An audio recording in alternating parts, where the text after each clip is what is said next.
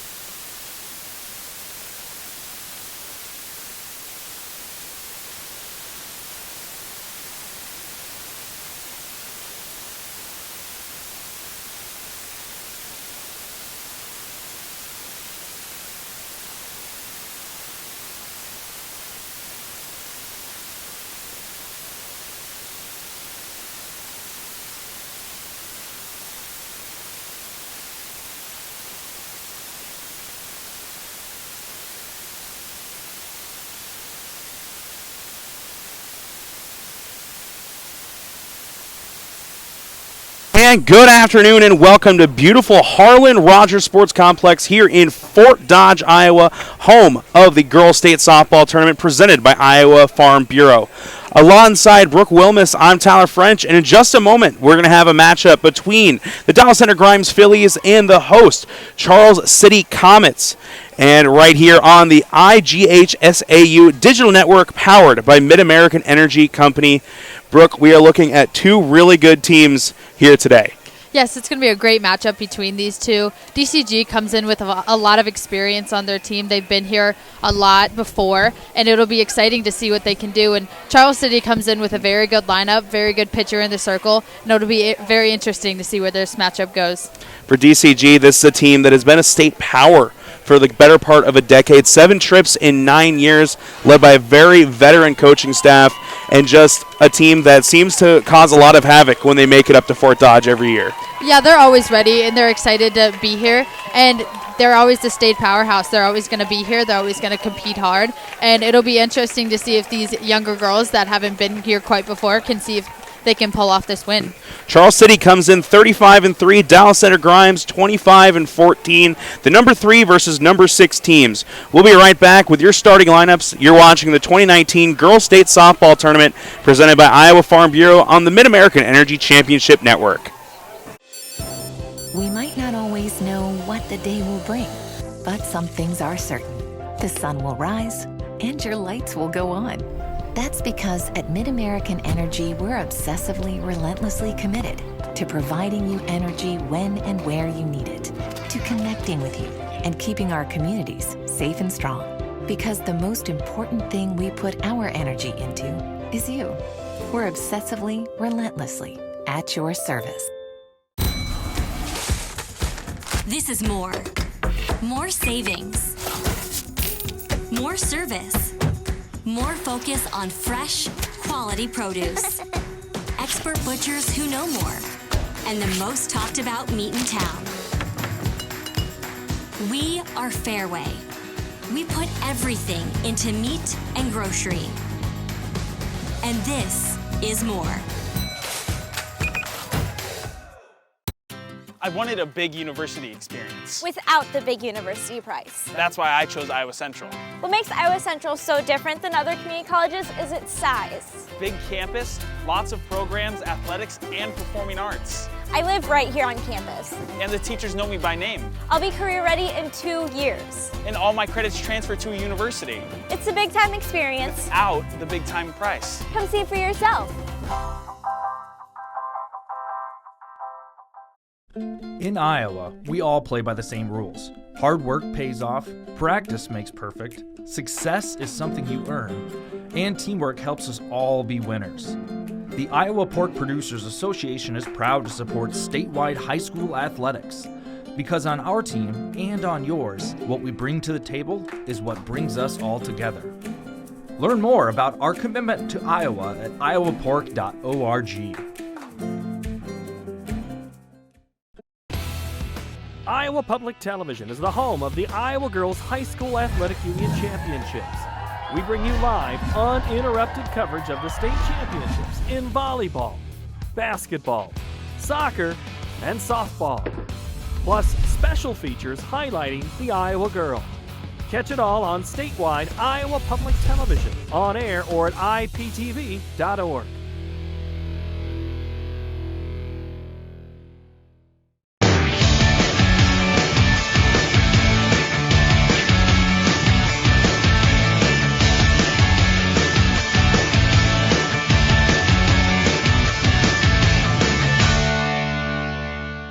All you have to do is you just have to get their feet here on the pavement and bing.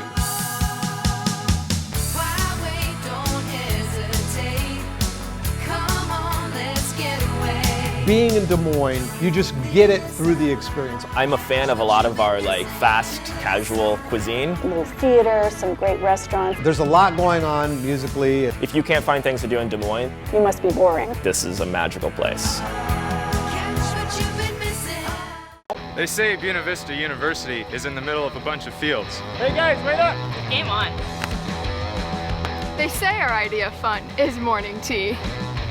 An afternoon tea. And anytime tea. And we hang out like bumps on a log. They say Storm Lake, Iowa isn't in the center of the action. And when we study, we're not exactly grounded.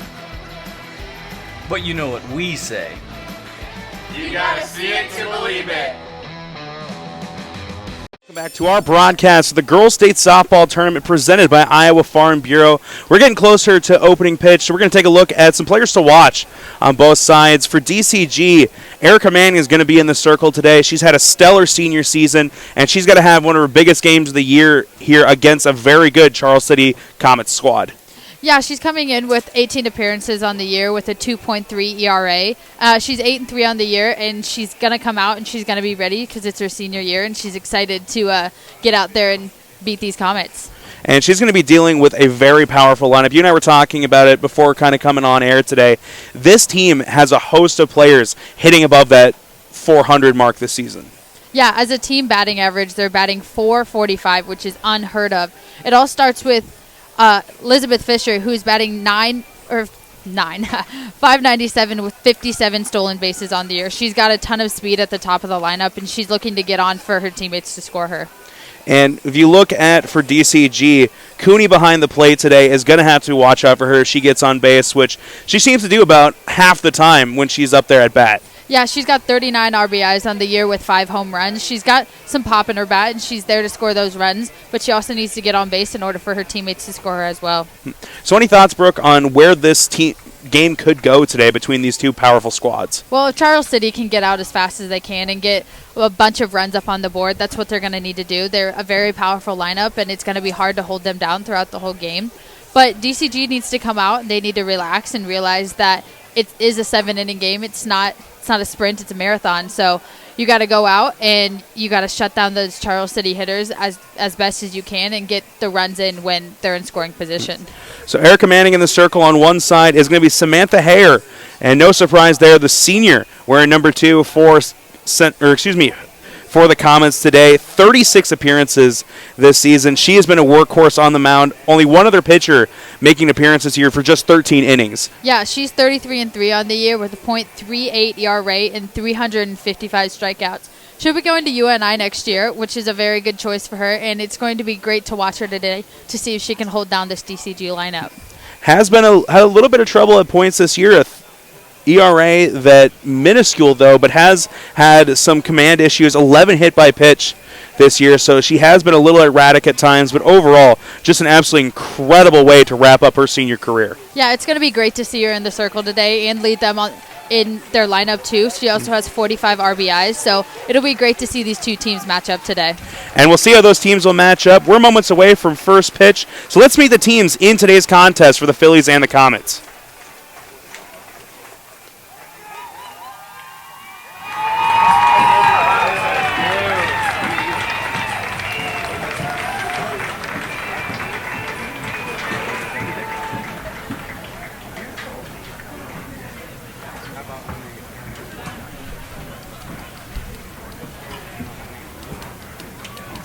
Good afternoon, ladies and gentlemen, and welcome to Rogers Sports Complex in this last 4A quarterfinal game between the Dallas Center Grimes Phillies and the Charles City Comets. Winner of this game will play Wednesday at 9:30 p.m. back here on Iowa Central Field. Loser of this game will play Wednesday at 1 p.m. on Dodger Diamond. And now let's meet the non-starters first for the visitors on the scoreboard from Dallas Center Grimes. Number 2, Nicole Miracle. Number 6, Riley Feely. Number 8, Penny Gannon. Number 12, Gabby Rodriguez. Number 14, Delaney Kinter. Number 15, Jenna Henneman. Number 16, Riley Hall. Number 18, Olivia Heiston. Number 19, Lauren Wiley. Number 20, Ashlyn Leonard. Number 22, Hannah Llewellyn. And number 24, Isabel Kidd. The assistant coaches for Dallas Center Grimes, Brett Vanderpool, Kristen Fredericks, and Caitlin Lubicue. And now here are your starting lineup for the Dallas Center Grimes Phillies. Leading off, number 7, shortstop Kylie Miracle. Batting second, number 10, second baseman Lauren Osborne. Batting third, number 4, first baseman Cameron O'Brien. Batting fourth, number 13, catcher Molly Cooney. Batting fifth, number 21, third baseman Elle Nelson.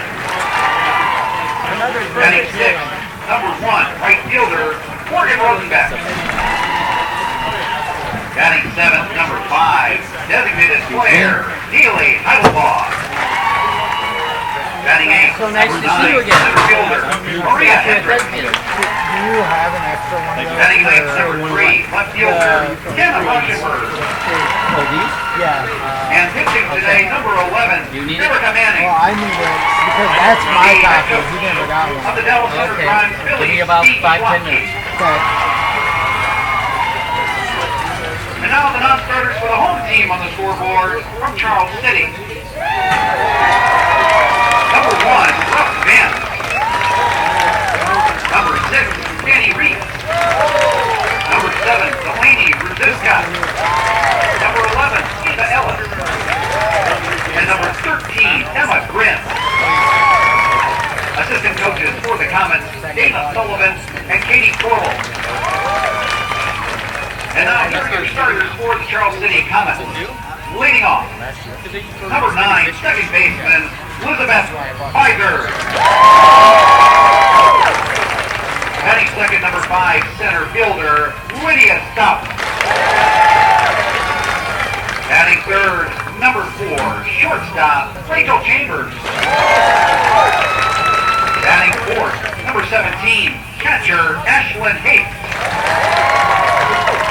Batting fifth, number 16, third baseman, Allie Cross. Batting sixth, number 10, left fielder, Alex Litterer. Batting seventh, number 8, right fielder, Kiki Connell. Batting eighth, number 2, pitcher, Sammy Heyer. And batting ninth, number 15, first baseman, Sadie Gable. The head coach of the Charles City Comets, Brian Boland. Ladies and gentlemen, our umpires for today's contest are at first base, Ross Hemsley. At third base, Jeff Osborne. And calling balls and strikes, Tom Berger. Ladies and gentlemen, who's ready for state tournament softball? And starting lineups are brought to you by Buena Vista University, located in Storm Lake, Iowa. Buena Vista University prepares students for lifelong success through transformational academic, professional, and co-curricular programs. Schedule your visit today at bvu.edu.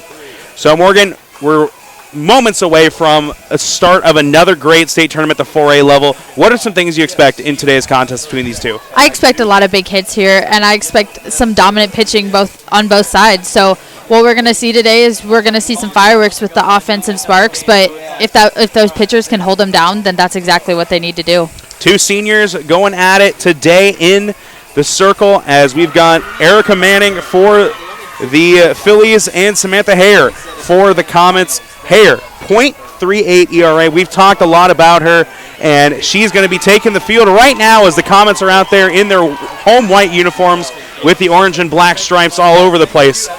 And Kylie Miracle going to be leading off, a family that you know pretty well after your years at Johnston. Yes, my head coach was their father, Todd Miracle, when I played at Johnston High School. Johnson going to be taking the field later today, right here on the same network. But Miracle going to be a big part of this team, a sophomore this season, hitting .372 at the top of the order. And she's got to get this game started off on a good foot for DCG. If Hire, I think, can get into a groove, this could be a quick game for the Comets. Yeah, it could. And this first at-bat's going to be real crucial for DCG. If she can come up there and have a good, solid quality at-bat against Hire, then it's just going to give a lot of momentum and confidence to the other batters in the lineup. So leading off, it'll be Miracle Osborne and Cameron O'Brien for the Phillies as we're set to get this one underway. O'Brien going to be going from that right-handed hitter's batter's box as we are getting it home plate dusted off. The Comets will set back in defensive position, and we'll get this one started. Catcher behind the plate today for this Comets squad. Heft going to be a big person to watch, and she's also the cleanup hitter for the Comets on the offensive side.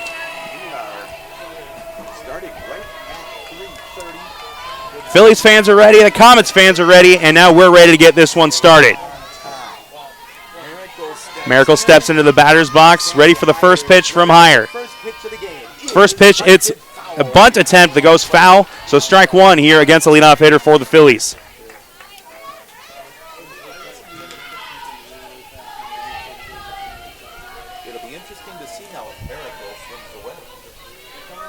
Miracle fouls the first one off, steps out, gets a couple practice swings in, and he'll step back in for the second pitch of the at-bat.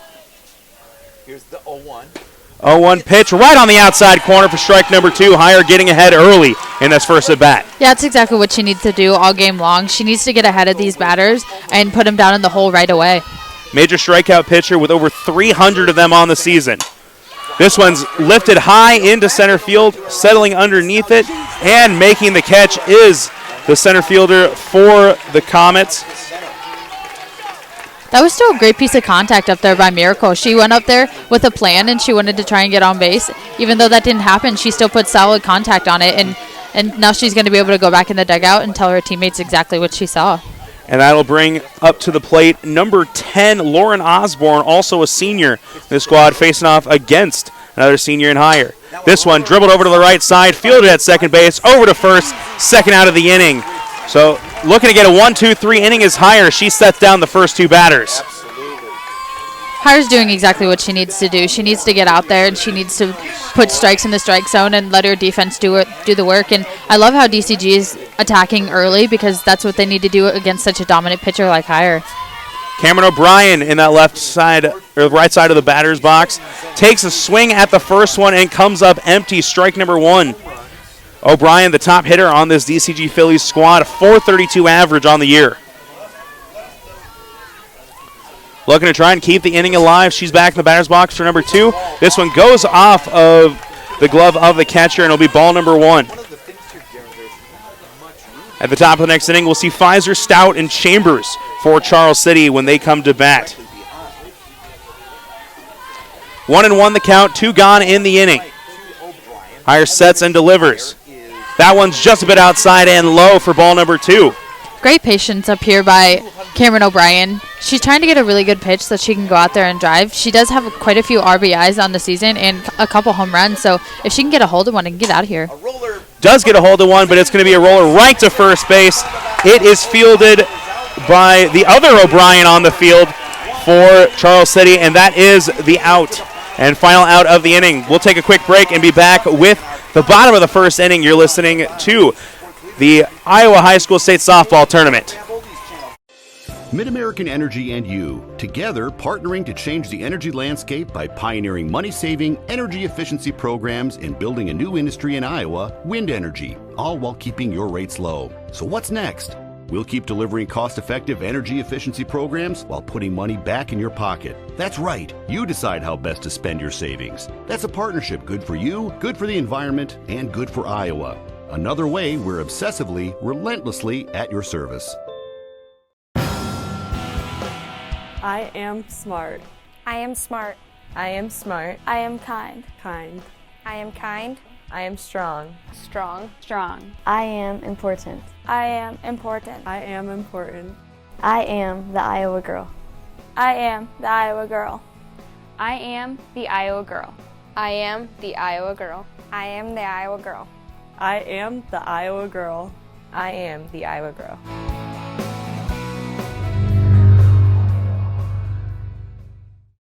And we're back here for the bottom of the first from Iowa Central Field here in Fort Dodge. Bottom of the first in the quarterfinal action between the Phillies and the Comets. First pitch from Manning is a strike to the leadoff hitter, number 9, Elizabeth Pfizer for the Comets, a junior this season. Yeah, Pfizer has a ton of speed on she's got just a ton of speed. She has 57 stolen bases so far in the season, so DCG really needs to get the ball and throw it to first as quickly as they can if they want to try and get her out. Saw some early action in the top of the first, fielding a ground ball, throwing over to first for the second out of the inning. Now trying to get on base, rips one over to first, but it is fielded by the first baseman, number 4, Cameron O'Brien. And that's the first out of the inning, but good rip behind that hit. Huge start for DCG getting Pfizer out. She's such a potent player in their offense, and she really tries to get on base. And if you can get her out, then it's really going to stop part of the Charles City offense. And that'll bring up a monster of a freshman, number 5, Lydia Stout, a 5.41 average this season. Ball outside for the first pitch of the at-bat. They also need to be very careful with Stout because she also has 41 stolen bases on the year, too. So they got a ton of speed at the top of their lineup. And sitting on deck is the power hitter of the group, Rachel Chambers, another freshman for Charles City, 14 bombs on the year. So Stout looking to try and get her an RBI opportunity in this at-bat. Now up 2-0 in the count.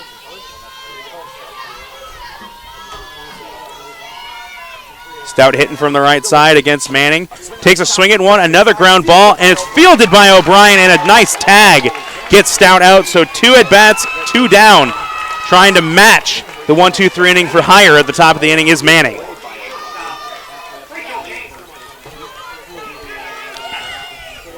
Another freshman, now Chambers up to bat, the shortstop.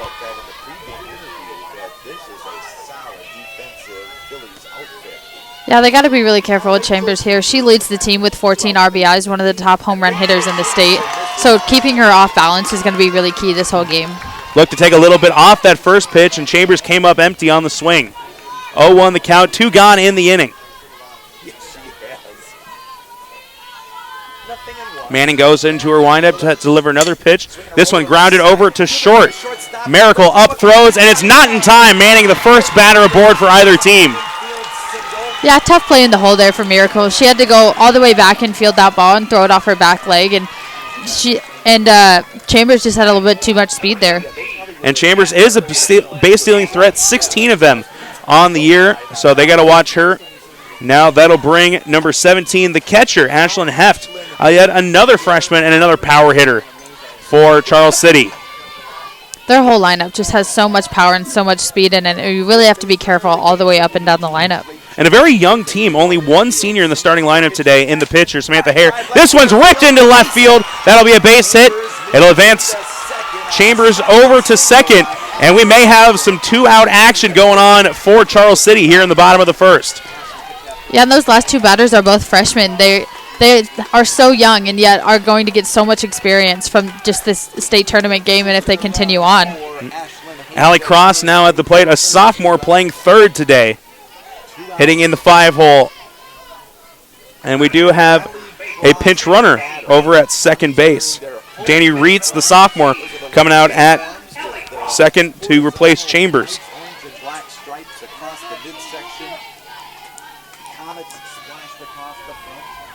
Substitutions in today's game are brought to you by IMT Insurance. Learn how you can be worry-free with IMT at imtins.com.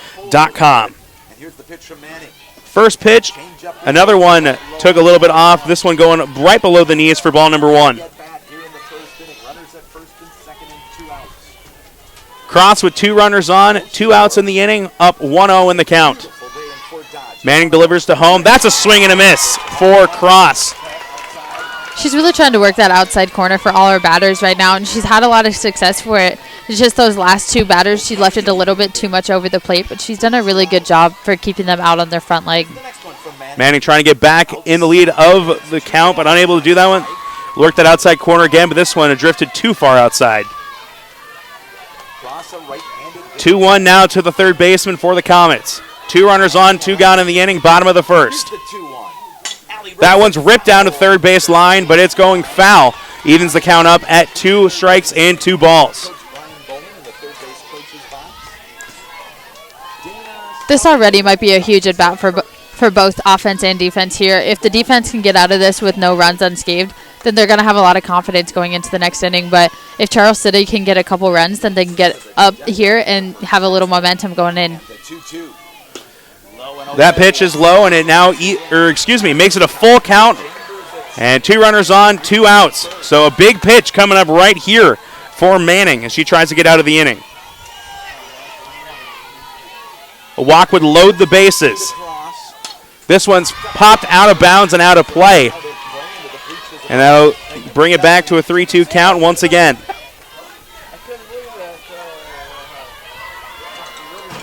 Manning looking to end the inning while Cross is trying to knock a run in and give her team the lead. 3-2 pitch. This one's ripped into left field. It's going to be a base hit. Left fielder falls, and that's going to score a run as that bring Reitz home, and that's the first run of the game for either team. 1-0 for the Comets. Great piece of hitting there. She took it exactly where that pitch was, and she hit it right into the center, into the left field gap, and she was able to score a run. Almost identical placement that we saw from Heft on the at-bat previous. Yeah, 3 singles in a row, and they were able to finally score with one. So that's a hit and an RBI for Allie Cross, and that's going to bring number 10, Alex Litterer. Left-handed hitter playing left field today, a junior for the Comets. Still not out of the inning as that pitch is a ball. Still 2 runners on, 2 gone. Fielders in at the corners, guarding against a potential bunt or a drag. Manning steps back up to the mound. Litterer ready in the batter's box. Second pitch, swings and comes up empty. So that evens it at one apiece in strikes and balls. Yeah, DCG needs to find a way to get another out right here and just limit the damage to 1 run. Bottom of the first inning, 1 in already. Comes up empty on this one again, so Manning can go after a strikeout and try and end this inning before more damage can be dealt. Charles City coming off a dominant run to end the season in the regional tournament, outscoring their opponents 17-1 in their 2 games, and now trying to do some more damage here in state tournament. That ball's outside, evens it up at 2-2. It's amazing to think that Charles City went undefeated until their last 3 games of the regular season.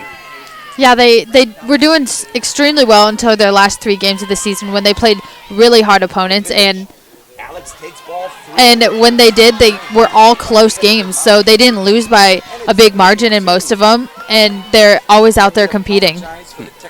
Litterer takes a ball on the 5th pitch of the at-bat. Full count.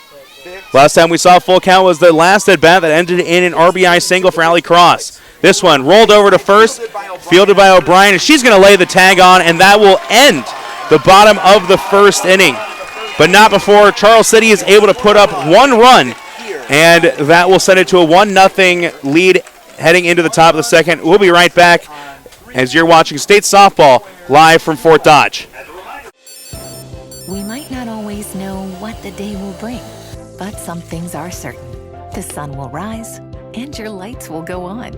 That's because at MidAmerican Energy, we're obsessively, relentlessly committed to providing you energy when and where you need it, to connecting with you and keeping our communities safe and strong. Because the most important thing we put our energy into is you. We're obsessively, relentlessly at your service. This is more. More savings. More service. More focus on fresh, quality produce. Expert butchers who know more. And the most talked about meat in town. We are Fairway. We put everything into meat and grocery. And this is more. We're back here for the top of the second inning. In the meantime, leader start at Central College. Scholar athletes succeed on the court and in the classroom. In the past year, 112 Central College student athletes received academic all-conference recognition. Learn how to be more than a spectator by visiting central.edu. Molly Cooney leading it off for the Phillies in the top of the second. First pitch high and inside for ball number 1 from Heyer, who got a 1-2-3 inning against the Phillies last time out. Yeah, DCG really needs to come out here and get quite a few some good at-bats put together and try and see if they can get Heyer a little rattled this inning, because they are down by 1 run, so just getting a little bit more momentum on your side. Cooney off to a good start in this at-bat. She leads the team in home runs and is up 2-0. A nice hitters count for the cleanup hitter. Make that 3-0 as that one's a little bit too low to reach the strike zone. good patient at bat here. This is exactly what they needed in order to start this inning, is someone to just come out and have a good at bat against Higher. Payout pitch from Higher is a strike, makes it now 3-1. As Cooney looking to try and be the first base runner for the Phillies of the afternoon. 3-1 count. Higher delivers low, and that's a walk. Cooney gets to first base, and we might see some life here for the Phillies in the top of the second. Yeah, you could really see the response there from DCG's dugout once she got that walk. So hopefully they'll have a little bit more momentum going in, and maybe Coach Slofsky has something going on here. Elle Nelson now coming to bat, the third baseman in today's matchup. She is also very young this year, a freshman, making her 44th plate appearance of the season. Yeah, this is really good experience for this freshman here in the state tournament. She'll have a lot of different at-bats and in different scenarios and situations, so it'll be great to see what this freshman can do. And we're going to have a pinch runner as Allie Houston now comes in to run. Olivia Houston comes running in.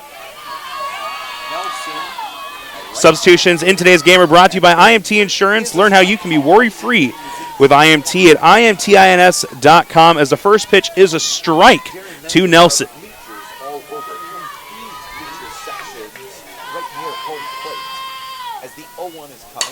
This one's ripped deep into left field, over the center field or left fielder's head. That's going to get to the wall, and DCG is going to hold the runner at third, but she's going to come in after a secondary decision. That's going to be an extra base hit. And that'll score the first run of the game for the Phillies and knots it up at 1 apiece. That's exactly what DCG needed. They needed to get a girl on and just get that big hit. And that leadoff walk really showed to come and hurt the Charles City Comets. So great piece of hitting and great job to come back from that. Fans, all extra base hits during the Girls State Softball Tournament are brought to you by Kruger Seeds. The next time you're in need of corn or soybean seed, give your local Kruger Seeds dealer a call. Kruger Seeds, first-class seed, first-name service. So Rosenbeck now to the plate, trying to keep this inning going. As that ball is high and inside. 1-0 now the count. Still no one gone in the inning after the double by Nelson put her at second. It's really important for Rosenbeck here to try and move this runner over to third base.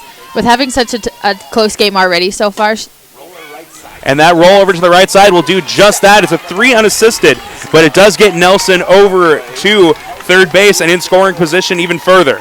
That is a great piece of hitting right there. That's exactly what you try and tell your runners to do when you have your batters to do when you have a runner on second. And now all you need is a deep pop fly or maybe a ground ball to the middle infielders to score this run. And that'll bring Haley Heidebaugh to the plate with an opportunity to even get a sac fly to score this run from third base. First pitch to Heidebaugh is a strike right on that inside corner. Higher trying to keep the damage minimal. Give up a run here in the top of the second. Not something she's done a lot this season with an ERA under .4 on the year. Yeah, it'll be interesting to see how she responds back from that big hit. Second pitch is inside. So now 1-1, evening the count. One hitter gone, one runner in so far this inning. This one is popped high and out of play for strike number 2. Now she's really got to find a way to protect here. She's down with 2 strikes. She's got to find a way to put the ball in play and hopefully score this runner. Heidebaugh not using batting gloves. Pretty much all of Vladimir Guerrero, former Major League Baseball player and Hall of Famer, one of the most famous non-batting glove users. This one also fouled out of play after Heidebaugh was showing bunt for a second. So keeps it at 1 ball, 2 strikes, 1 out gone in the top of the second. That's the best way to hit right there. No batting gloves, no nothing. You just go up there and just swing the bat. And that's exactly what she's going to need to do to protect this at bat. 2 strikes on the young designated player. Heidebaugh, a sophomore this season, showing bunt as Higher goes into her windup. Pulls it back, and that one's high and outside. There's a good snag behind the plate for number 4, Haft. As that one gets past her, a run comes home and score. Still 2-2. This pitch, another foul. As we continue to see a strong at bat here from Heidebaugh. Yeah, she's just fouling off pitches until she figures out which one she can hit really well, and she's done a great job so far protecting against higher. Heidebaugh calls for time and will settle into the batter's box now. A changeup gets Heidebaugh swinging. A beautiful pitch right there. Sets her down. Yeah, she hadn't seen a changeup all at bat, and that was the perfect time to throw it, and it got her out front, and that's another strikeout she can add to her record. Maria Hendricks, the number 8 hitter, comes into the box wearing number 9 and playing center field today. Trying to get that runner in from third. First pitch right down the middle. That's a strike at the knees. Higher trying to limit the damage. 2 out in the inning, trying to end this one.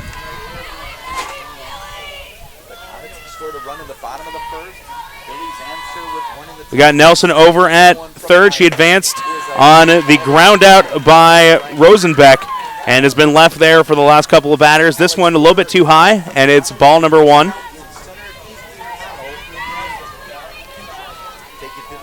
Higher goes into her motion once again. Delivers this one. Swing and a miss by Hendricks. Now she's behind in the count 1-2. She's got to find a way just to put the ball in play right now. If there's any, especially since Hire's a high strikeout pitcher, she's going to try and get that big strikeout. But if you can try and put the ball in play, maybe something will happen. Another pitch in there. This one's outside for ball number 2. Good eye there from Hendricks. Top of the second, 2 gone, 2-2 our count. Higher delivers this one, smacked into left field, and that's going to score another run. Elson knocks in as it just got past the outstretched glove of the shortstop Chambers. Credit Hendricks with the RBI. Yeah, she found a spot where none of the Comets defenders were. That's exactly what you need to do, and it scored a run right there. That'll bring the bottom of the order up. Hannah Rosenberg with an opportunity to try and keep this one going. Rosenberg, a sophomore this year, 51 plate appearances coming into today's contest. DCG has gotten so much momentum back from this inning. They've been able to score those 2 runs to take back the lead, and it's been great to see their dugout get back into this game.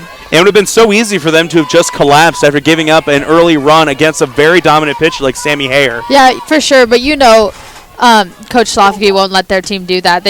He's always on them, and he's always had great teams, and that's why he's a Hall of Fame coach.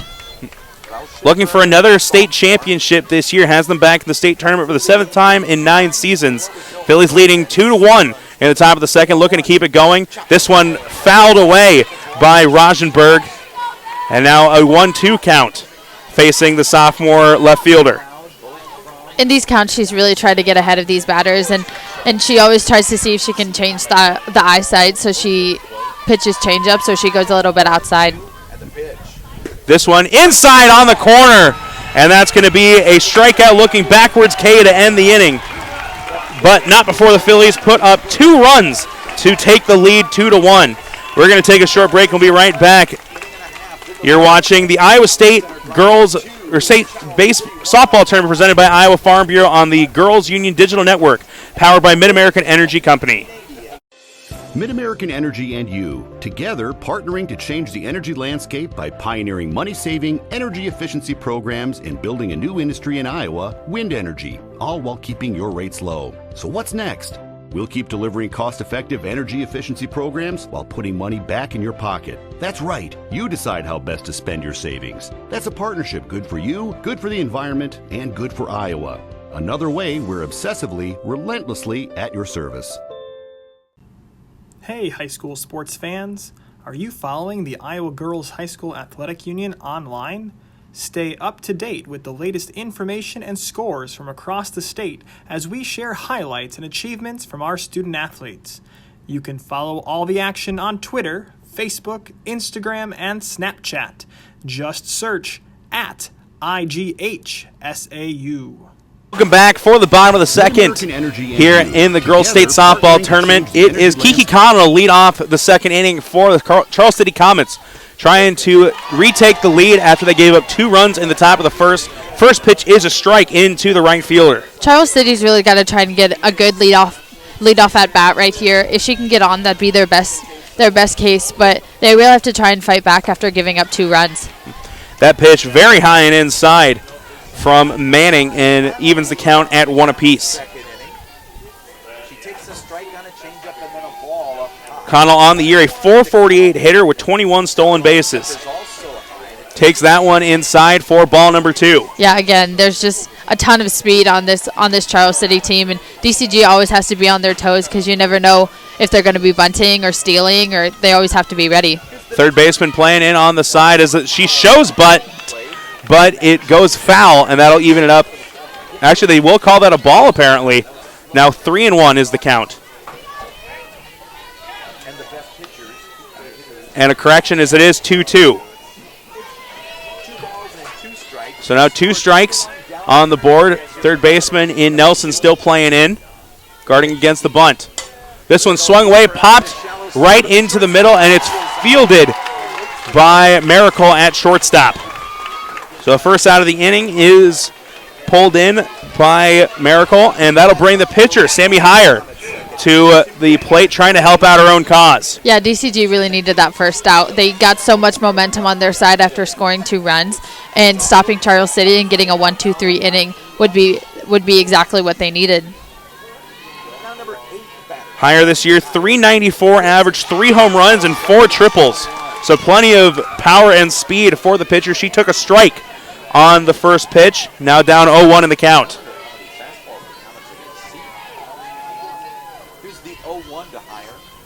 Heyer swinging at the second one, grounds it over to third base, and throw over to O'Brien will get Heyer, and now 2 gone in the inning. 2 up, 2 down so far for Manning in the top of the second. Yeah, really good pitch there by Manning. It was another off speed, and she got her out on her front leg, and just an easy ground ball to the third baseman. That'll bring Sadie Gebel to the plate. Number 9 hitter playing first today, wearing number 15. First swing from Gebel is on a pitch in the dirt for strike number 1. Again, that off speed is really getting these Charles City hitters right out front, and Charles City isn't quite identifying that pitch yet. And Manning seems to have done a good job of kind of mixing it in with a little bit of that fastball, getting those pitchers or hitters off their front foot. And that's another one as it's grounded over to short, and Miracle throws out another one. The 6-3 ground out will end the bottom of the second. 1-2-3. The Phillies get the Comets down. We'll take a break and be back here from Iowa Central Field.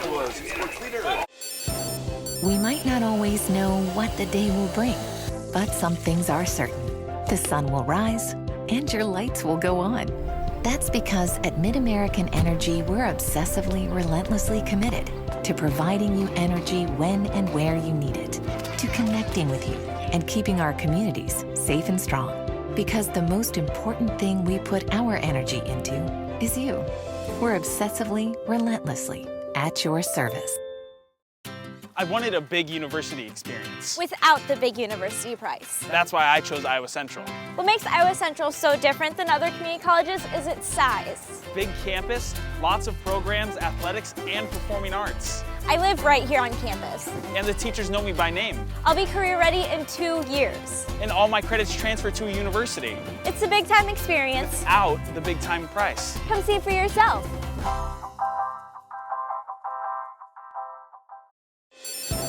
We might not always know what the day will bring. Central Field.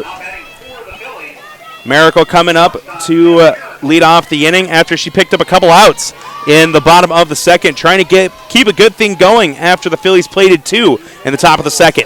Got to have more quality at-bats here by DCG to try and keep the momentum going. First pitch is a fastball from Heyer, and that's a strike. The corner infielders in, playing against a potential bunt from the speedster Miracle. Miracle back in the batter's box after a couple practice swings. Second pitch from Heyer outside for ball number 1.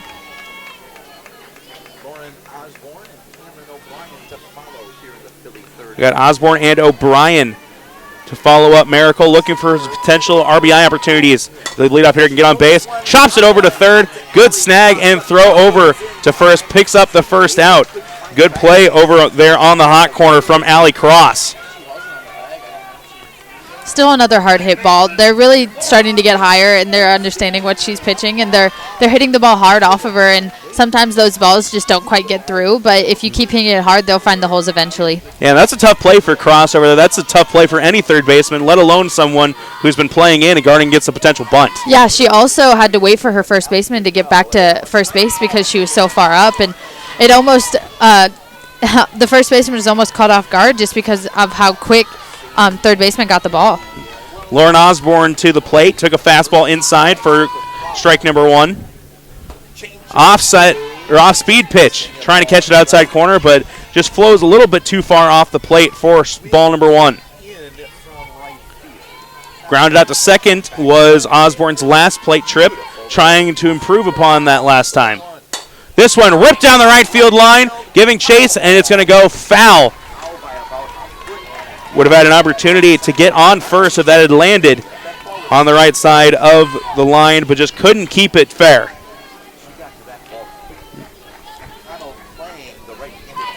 It was Connell giving chase out there in right field. So now a 1-2 count for Osborne at the plate. Top of the third, 1 out already. This is a swing and a miss. Another strikeout, the third of the game for Heyer. Great rise ball right there. She really had her number up at the plate, and she got that rise ball up right above her hands. Cameron O'Brien to the plate. She grounded out to first her last time up. Brian, a very dangerous hitter, another batter that does not use batting gloves for this Phillies team. Seems to be a common theme on this team. O'Brien takes the first pitch, and it's a ball for a 1-0 count. 2 gone in the inning, no one on base. Heyer set them down 1-2-3 last time she saw the top of the order, looking to do the same as she gets that one in for a strike.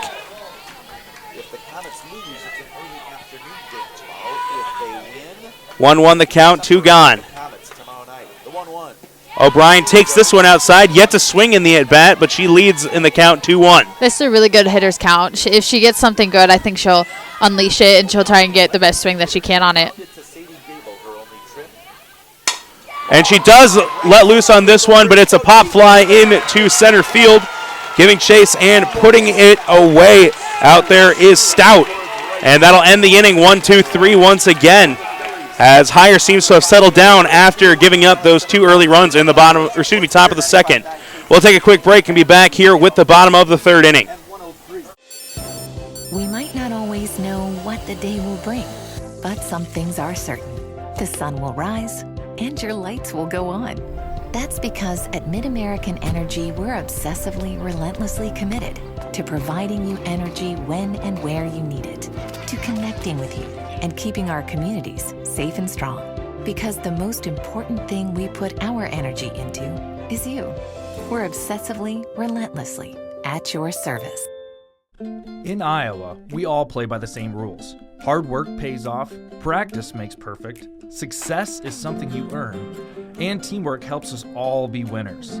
The Iowa Pork Producers Association is proud to support statewide high school athletics. Because on our team and on yours, what we bring to the table is what brings us all together. Learn more about our commitment to Iowa at iowapork.org.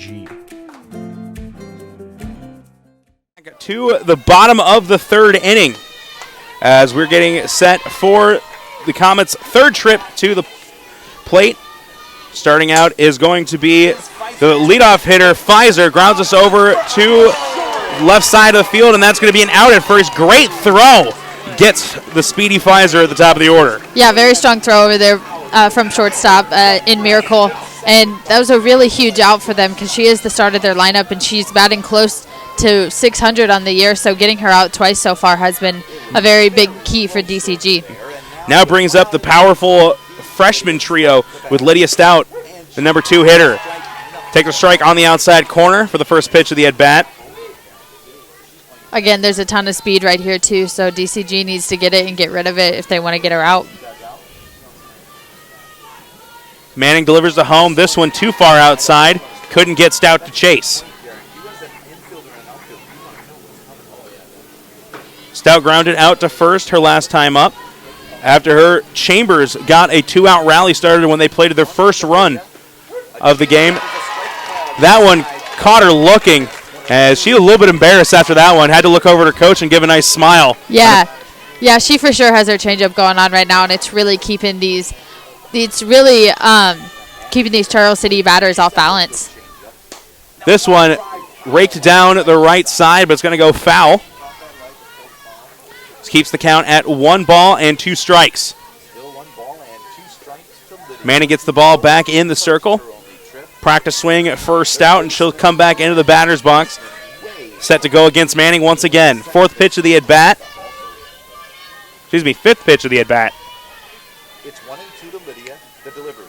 Stout swings at this one. Ground ball, but it's knocked away. And it's going to be an error over by O'Brien at first base. Looked like she had it, but it goes off the side of her glove, and that's going to allow Stout to get to first. It just took a really funny hop on her. I don't think she realized that it was going to take that big of a hop, and it just hit off the heel of her glove. And that will be ruled an error, the first of the game by either team. It looks like they're going to call a pinch runner in potentially, or just be a conversation with Chambers at home plate. Chambers got things started last time with a hit and eventually was replaced by Reitz on the base paths. As you've got Chambers, Haft, and Cross due up for this team for Charles City. DCG's got to be ready for a steal right here. She has quite a few on the season, so don't be surprised if you see her running. Chambers at the plate, Stout at first. As that's going to be fouled straight back. Stout had taken off, but thought it was probably a pass ball. So she'll have to go back to first. 1 strike. As it looked like Chambers had that one dialed in, was just a little bit underneath it. You don't want to give her anything too good right now. She does have 14 home runs on the season, and 1 swing of the bat could put Charles City up again.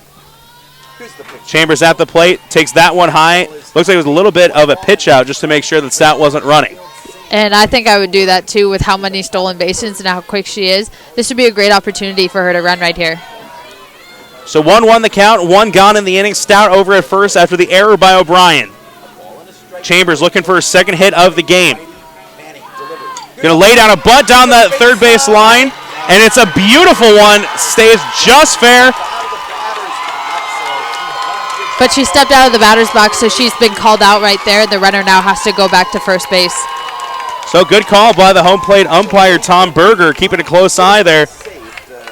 Really, really good idea by her right there. It just didn't work out in her favor, and she stepped a little bit too far out of the batter's box there.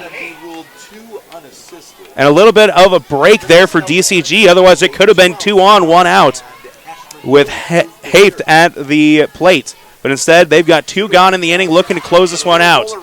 To end the third, no one gets over to first in time as Haft just dribbled that one over to first base. And now that runner will advance over to second. Yeah, and you can hear the DCG fans. They really didn't like that call. They thought she was out, and they could have been out of the inning, but instead she's safe, and there's runners on first and second. That'll bring Cross over, to the plate. She had a single and an RBI her last time up, knocked in the only run of the game, and we'll have a pinch runner coming in for Charles City. Reminder that all substitutions are in today's game are brought to you by IMT Insurance. Learn how you can be worry-free with IMT at imtins.com. Meeting of the Mayans at the pitching mound. Well, in the circle. No mound here in softball. As DCG trying to make sure that no damage comes out of this inning. 2 on, 2 out with the number 5 hitter, Cross, coming to the plate. Cross on the year, 10 home runs, so a very big power threat in that batter's box.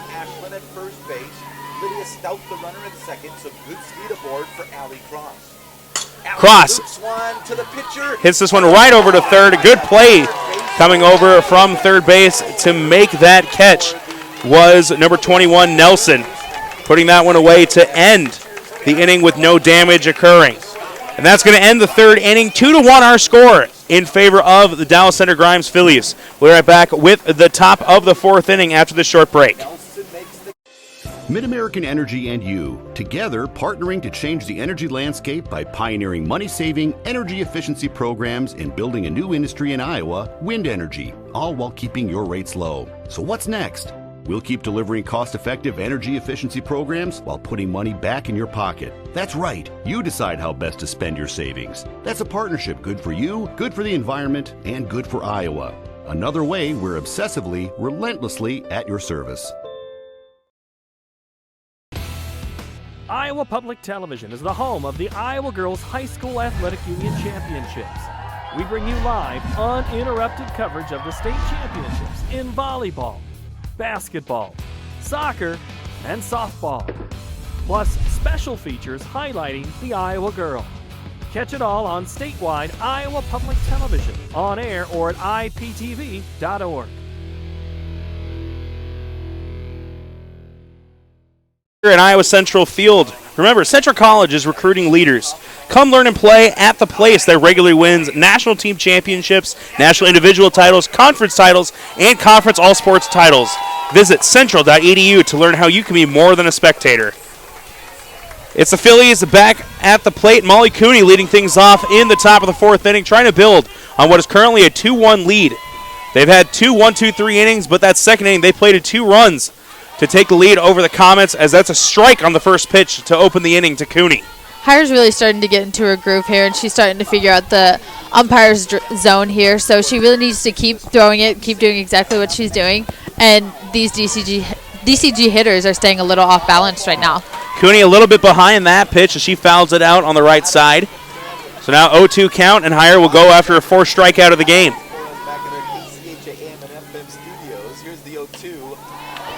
Cooney got on with a walk last time. Will have to work the count quite a bit to try and replicate that, but she does take a ball on the 3rd pitch of the at-bat.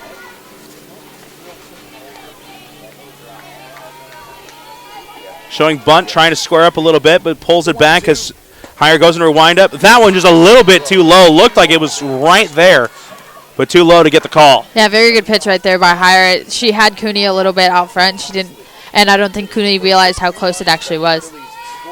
Hire looking for a strikeout. This one fouled off again by Cooney, trying to work another walk. So 2-2 count, no one gone in the inning. She's the first batter we've seen from the Phillies here in the top of the 4th. DCG has really made Hire work today. They haven't given her easy outs. They've had really long at bats, and it's really paid off for them. And that's going to work it full as Hire cannot seem to put this batter away in Cooney.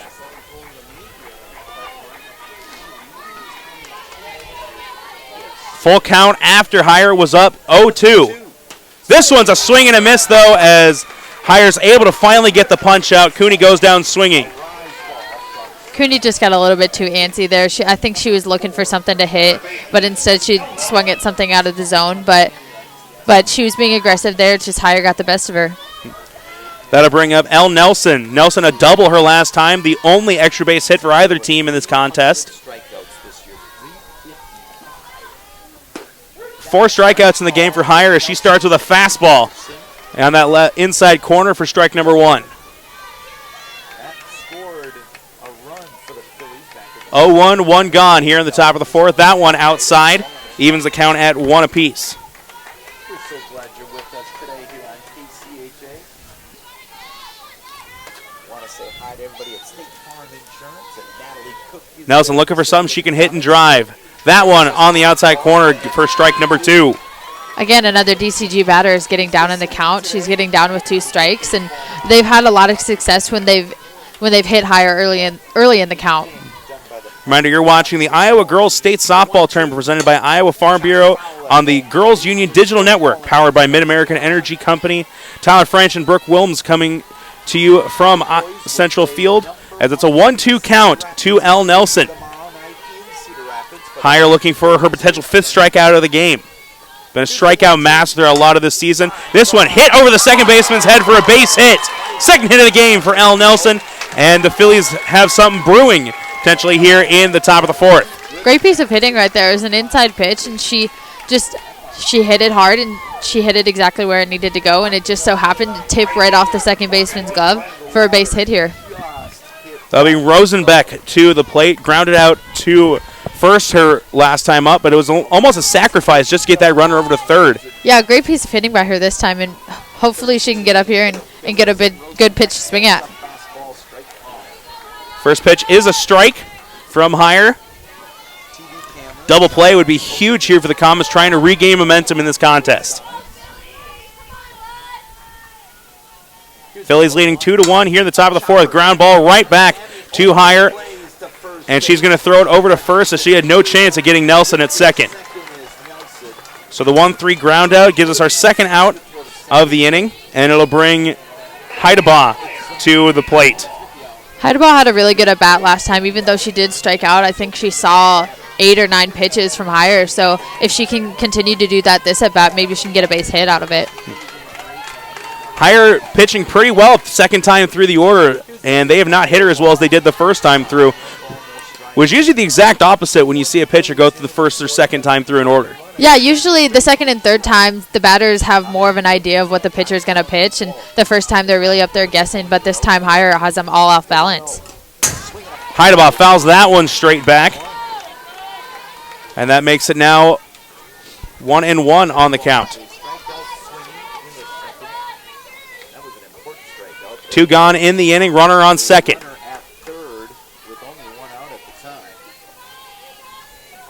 Trying to knock in Nelson to give him a 3-1 lead. That one too low, though. Good scoop behind the plate by the catcher to keep that runner at second. Yeah, it's a great piece of catching right there. She got down, she did all the blocking correctly, and it kept that runner on second base. Hafe there behind the plate. Had a pretty good game offensively with a pair of hits and has shown some good movement behind the plate so far as well. Shows bunt, takes a strike, throw over to third, gets past the shortstop covering. They're going to go home. Bad throw from left field, and they're going to send Nelson back, actually. And that's unfortunate for DCG, as the bad throw probably would have allowed her to score. Yeah, and Schlafke held her up there after it got to the outfield because it got so quickly to her. But I think if she would have kept going, she would have been safe at home. Either way, it puts a runner at third for Heidebaugh, trying to knock in the third run of the game for the Phillies. They lead 2-1 here in the top of the fourth. 2-2 the count. Grounder right back up the middle. It's going to squeak through, and that will score Nelson. So you know what? Ends up in the Phillies' favor anyway, and credit Heidebaugh with the RBI. Yes, Heidebaugh's been over Heyer all day long. She's had her number, and she's seen all the pitches, and this time she got it straight back up the middle for a base hit. The Phillies looking for the upset win, the 6th seed over the 3 seed, leading 3-1 here in the top of the fourth. Hendricks now to the plate. She had a hit and an RBI herself last time up. What a lot of people don't realize is that fake bunt steal over there that Schlafke called is such a great piece of coaching right there, because it put her at third base, where just a little base hit like that scored her. Hendricks takes a pitch on the inside corner for strike number 1. 3-1 the score, 2 gone here in the top of the fourth inning. 4 hits apiece for both teams and an error on the board for the Phillies. Corner infielder starting to creep in a little bit, guarding against the bunt. That one too low in the dirt for ball number 1.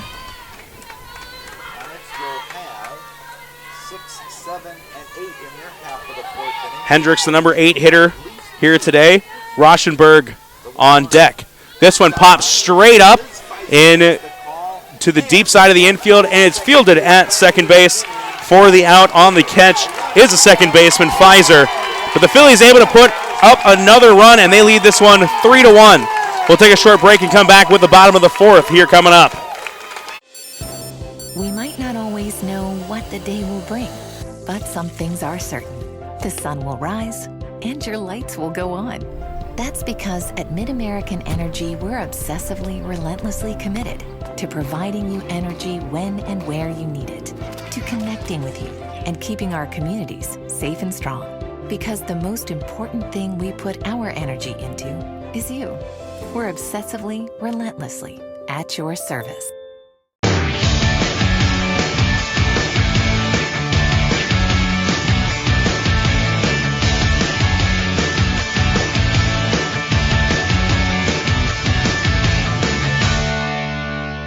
It's Litter, Connell, and Heyer to start off the bottom of the fourth for the Comets, trying to get back in the lead of this one. They led 1-0, but have given up 3 unanswered runs. Yeah, this is going to be a big inning for Charles City. They need to figure out a way to respond to everything that DCG has given to them, and Charles City has no momentum right now, so hopefully this first runner can get on for them and they can start and make a little magic happen this inning. Heyer will have an opportunity to help out her own cause as she's due up third this inning. And now it's up to Litter and Connell trying to put some runners on for her when she makes her way to the batter's box. Litter grounded up to first, her first time up, almost does the same, but it'll trickle foul for the first pitch of the at-bat as it goes a strike. Litter was the final out of the first inning as the first batter here in the fourth.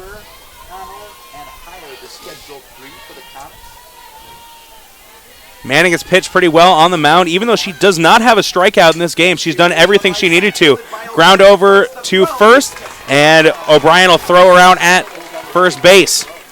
So it's not a 3U, but it's essentially the same thing, a ground ball right over to the first baseman. Yeah, there's been quite a few ground balls over to the first baseman today. Charles City's just getting a little out in front of it and just getting little ground balls to the first baseman, and DCG has made every play so far. And I think it's been that changeup once again, working pretty well for Manning today. Yeah, she has such an ineffective changeup, and it's very hard to tell from her hand when she's going to throw it. And it's another ground ball over to first, this one fielded by O'Brien, and she'll take it herself for another 3U. It's the fourth of the game, actually, for O'Brien over at first. Yeah, it's really that changeup. She's really thrown it extremely well so far this game, and it's gotten Charles City out front every single time, and it's been to the first baseman. Heyer now in the plate, grounded out to third her last time up. Well ahead of that one. She got a piece of it at the very tail end of that swing. Yeah.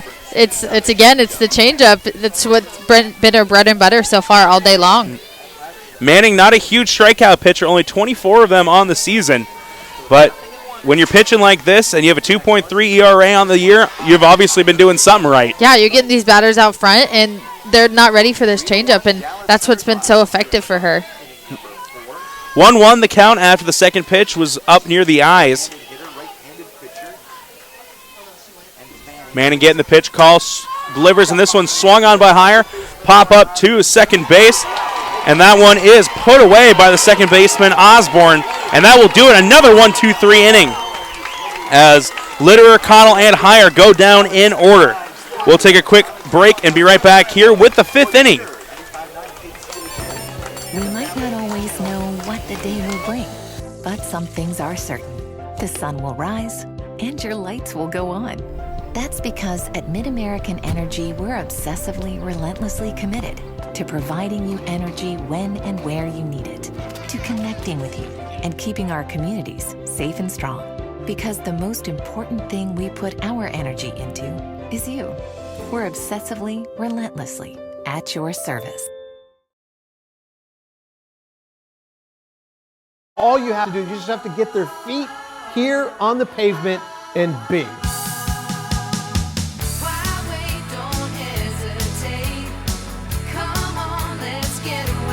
Being in Des Moines, you just get it through the experience. I'm a fan of a lot of our fast, casual cuisine. A little theater, some great restaurants. There's a lot going on musically. If you can't find things to do in Des Moines, you must be boring. This is a magical place. DCG Phillies over top of the third-ranked Charles City Comets here going into the top of the fifth inning. It's the bottom of the order, Rauschenberg coming up first for DCG, and then it'll be Miracle and Osborne at the top of the order due up after that. It was a 1-2-3 inning for DCG in the first. They plated 2 in the second, 1-2-3 in the third, and then scored another run last time up in the fourth. Take a 3-1 lead in this game, 3 unanswered for DCG so far. Charles City's really got to come out and try and find those 1-2-3 outs right now. If they can do that, maybe they can put a little bit more momentum on their side, since it's been kind of hard for them to score some runs so far this game, but just getting 3 outs here can help them. The UNI recruit Sammy Heyer has struggled a little bit today. 3 earned runs in this contest. Came in with an ERA under .4 and is trying to bounce back here in the top of the fifth. Caught Rauschenberg looking last time and gets the strike number 1 in there this at bat. This one fouled back, and she's now leading the count 1-2. Again, She's ahead in the count. She has had 2 strikes on a lot of these batters, and these batters don't know what's going to come to them once she gets these 2 strikes. Rauschenberg trying to start the inning out right for DCG. Well, Heyer needs another strikeout, and she gets Rauschenberg looking again. Nice pitch right at the knees, and she sets down Rauschenberg for second time today and the 6th overall strikeout for her on the afternoon. The inside corner has really been her friend so far. It's really gotten a lot of these DCG hitters to either pop up or they don't swing at all, and she gets that 3rd strikeout on it. Leadoff hitter Miracle, the shortstop today, now coming to the plate. 0 for 2 on the day. Hits this one foul and out of play. 4 hits apiece for both teams today, but the Phillies have been able to be the ones to knock those runs in, leading 3-1 in the top of the 5th. They've been really efficient when they have runners on. They've found ways to move them over, and when they do move them over, they get that big hit to score them. This one jammed right back to the pitcher. Heyer over to first and puts Miracle away for the 3rd time today. Now Osborne to the plate, struck out swinging her last time up. We'll look for a better at-bat this time through. As good as the Phillies have been in this game, it has not been because of the top of their order. The top of the order combined 0 for 7 today against Heyer. Yeah, and it's awesome to see that the middle and the bottom part of their lineup has come through, and they've scored these 3 runs for them when their top of the lineup can't do it. Osborne looking to get on base, fouls this one out of play. Has a 4-3 groundout and a strikeout so far to her name on the afternoon. Due up in the next inning for Charles City will be Gebel, Pfizer, and Stout. They're number 9 hitter and 1 and 2 hitters, just like what we've seen from the Phillies this inning. 0-2 the count after a called strike. Heyer looking to end this one and try and get her team back up for another trip to the plate. Heyer delivers this one inside. Tried to jam Osborne, but that one was too far inside for Osborne to swing at. She didn't get that inside corner, and she's been getting it all day long. So I think she's going to try and go back there because that's been exactly where she's been getting all of her strikeouts. This one fouled and looked like it's going to go out of play, and it does. Goes back behind the stands here on the Charles City side of things. So still a 1-2 count as Heyer trying to end the top of the 5th.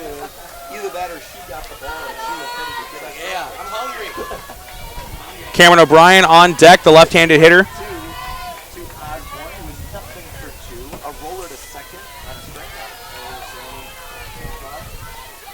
Osborne back in the batter's box, looking for the pitch from Heyer. A little bit of a changeup, jammed Osborne, and it's a pop-up straight to second, and that will do it.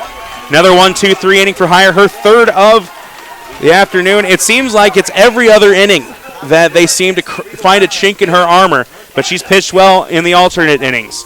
We'll take a quick break and be right back here from Iowa Central Field. We might not always know what the day will bring, but some things are certain.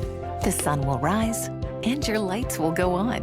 That's because at MidAmerican Energy, we're obsessively, relentlessly committed to providing you energy when and where you need it, to connecting with you and keeping our communities safe and strong.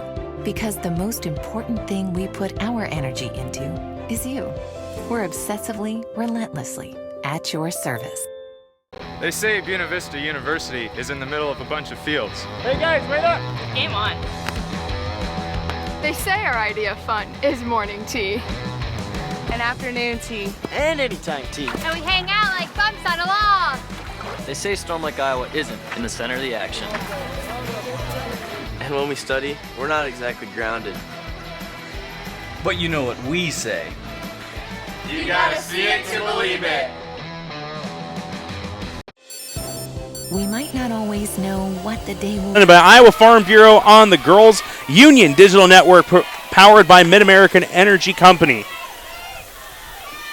Todd French, Brooke Wilmus coming to you live from Iowa Central Field as that's a strike. First pitch of the at-bat to the number 9 hitter, Gebel. This is going to be a really big inning for Charles City because they have the 9-1-2 up here, and they're down by 2 runs in the 5th inning. So if they can find any type of way to score any run here, that would be what they would need the most. And Gebel, not your typical bottom of the order hitter, a 380 hitter on the season. That's just unheard of in a 9-hole hitter, and she's up there and she's taking her hacks. She's a little out front of the changeup that's been pitched to her. And throughout this entire game, they have not been able to time that up well from Manning. And as Manning picks up her first strikeout, just her 25th of the season, with a big one here as it opens up the bottom of the 5th inning. Really big strikeout here by Manning. They needed that in the 5th inning, especially since Charles City is bringing up the top of their lineup now. So getting her out is a huge key for her. And Charles City, the last time this group was up, missed out on a big opportunity when Stout, their number 2 hitter, stepped out of the batter's box. Otherwise, they could have had 2 runners on that was Chambers that stepped out of the batter's box, as Pfizer gives a swing on this one in the dirt. But they could have had 2 runners on with just 1 out, but instead it was 1 on with 2 outs. And there's such a big difference there. When you have 1 out with a runner in scoring position, there's a lot of things that you can do to try and score that runner. But with 2 outs and a runner on first, you have to get that big hit in order to score her. This one ripped up the middle of the field. That'll be the first base hit in a while, it feels like, for this Comets team. And they may have something brewing as they're looking to try and get this one back in order. That's exactly what they need from the top of the lineup. They need them to get on so they can have their big power hitters come up and hit them in. Pfizer now 1 for 3 on the day. It'll bring up Stout, who is 0 for 2, but did reach on an error her last time up by O'Brien at first. She's hit it both to the the first baseman both times. So let's see if she can make an adjustment and hit it to either the second baseman or shortstop this time. First pitch to Stout is outside for ball number 1. 1 gone in the inning, 1 runner on. 5th hit of the afternoon for the Charles City Comets. DCG's got to be careful here because Pfizer's on first base with 57 stolen bases on the year, so don't be surprised if you see her running to get her into scoring position. Stout dribbles this one over to third base, throw over, and it was a second baseman covering, and that'll be the second out of the inning, but a runner now in scoring position for one of the top hitters in this lineup, Chambers, coming to the plate. 1 for 2 on the day.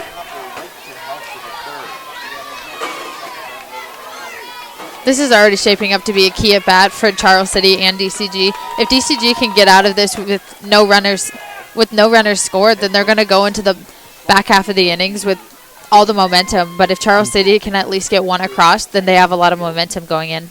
And a very dangerous at bat right here.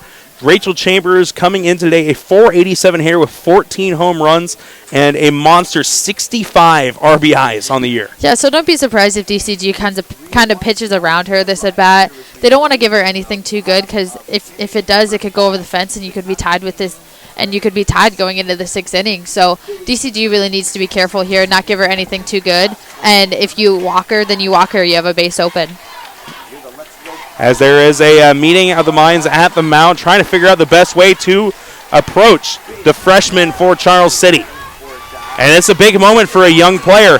Opportunity to possibly tie this game up late in the first round of the state softball tournament. And this first round is by far one of the hardest ones. Once you get past this, you feel like there's so much momentum. You have so much momentum going into the semifinals and finals. And right now, these teams are fighting to advance to the semifinals, and you can see that both of them are giving everything that they have. Manning sets and delivers the home plate. That one high and outside for ball number 1. And this is the first round that if you lose this game, you're done. Yeah. While at the other level, would you get past this? You at least get 1 more game, even in a loss. Yeah. See, if you lose this game, you can't play for a state championship anymore. So this first game is quite honestly the biggest one. That one's ripped into left field. They're going to hold the runner at third. A great throw from left field, as she would have been dead in the water. But it's going to advance Chambers to second on the throw. It'll be a single and then advancing. But Chambers doing exactly what she needed to do and put a ball in play that she could get on base. Yeah, she did, and she advanced up to second on the throw because DCG didn't have a cut there, which that might turn out to be huge. If there's another base hit here, then they could score 2 and they could have this game tied. And things don't get much easier with Ashlyn Haft coming to the plate. 482 with 10 home runs. So another big power-hitting freshman, the catcher, in the cleanup spot today. Again, you got to be really careful with these hitters. You don't want to give them anything too good. They could hit over the fence, and they could take the lead now that they have 2 runners on base. And a beautiful changeup on the outside corner. That could have been one if Hafe had timed it right. Would have been one she could have put in the stands. Yeah, but they've been so out front with the changeup all day long. You don't want to go for that one until you have 2 strikes. This one low and outside, ball number 1. Arguably the biggest at bat of the game for both teams. So far, yeah, and Charles City could really use this momentum if they could get a base hit right here and get two plated across. Hafe 2 for 2 on the day with a pair of singles.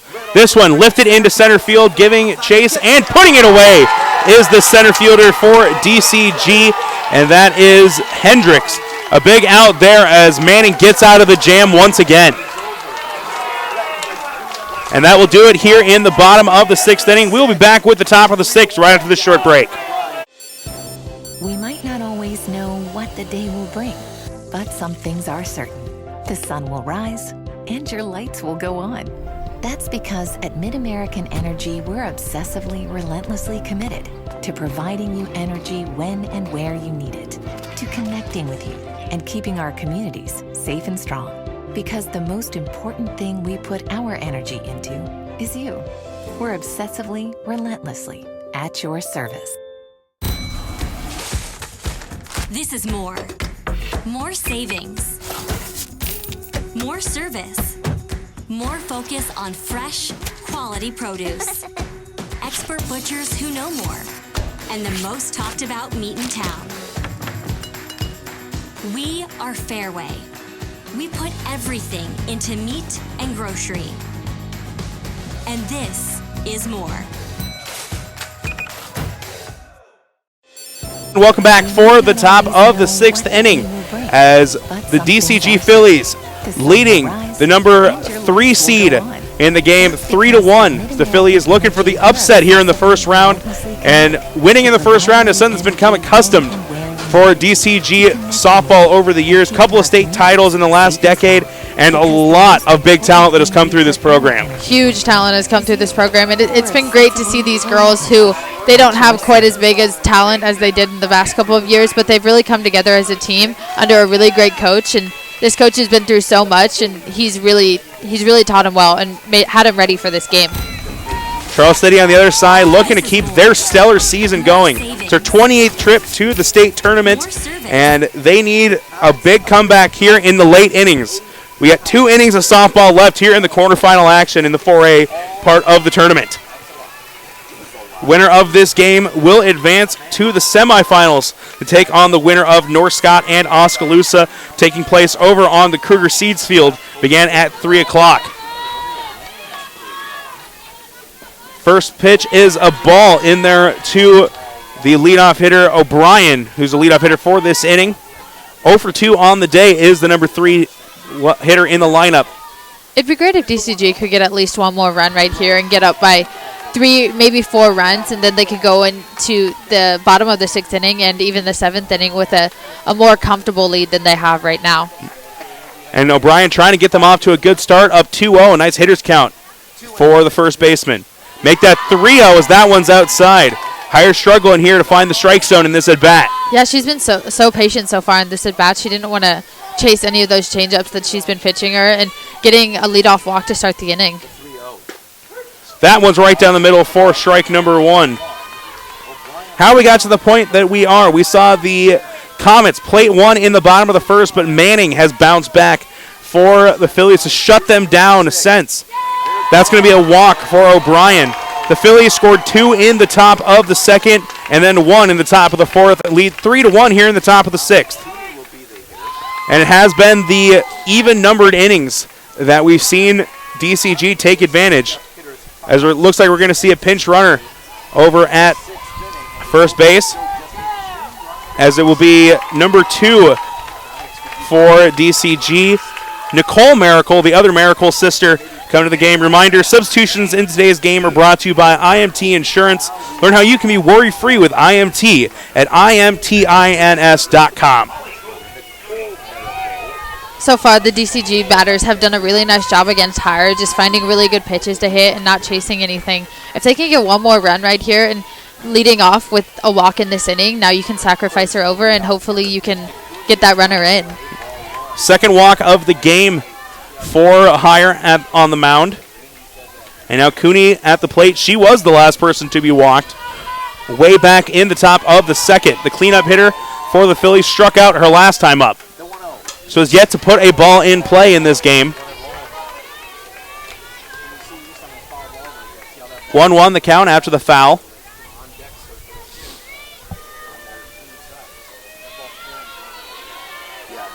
Nicole Miracle, the pinch runner. No stolen bases on the year.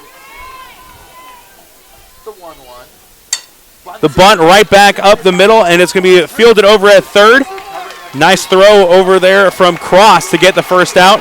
But we saw Cooney do exactly what she needed to do and get the sack bunt. Yeah, that's what they needed, to move the runner into scoring position. And now you have one out with one of the hottest hitters in your lineup who so far has a double and a single in this game with an RBI. So if she can get another base hit right here, then maybe she can get another RBI.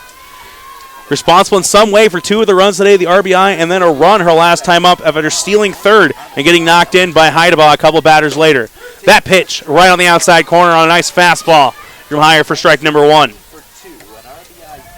Heyer needs to find a way to get her out right here, if that's even a strikeout or a weak ground ball, but she's been the one that's been hurting Heyer the most all day, so if she can find a way to get her out, that'd be huge for her. And if Heyer can have her way, it'll be some way that doesn't allow that runner from second to advance to third.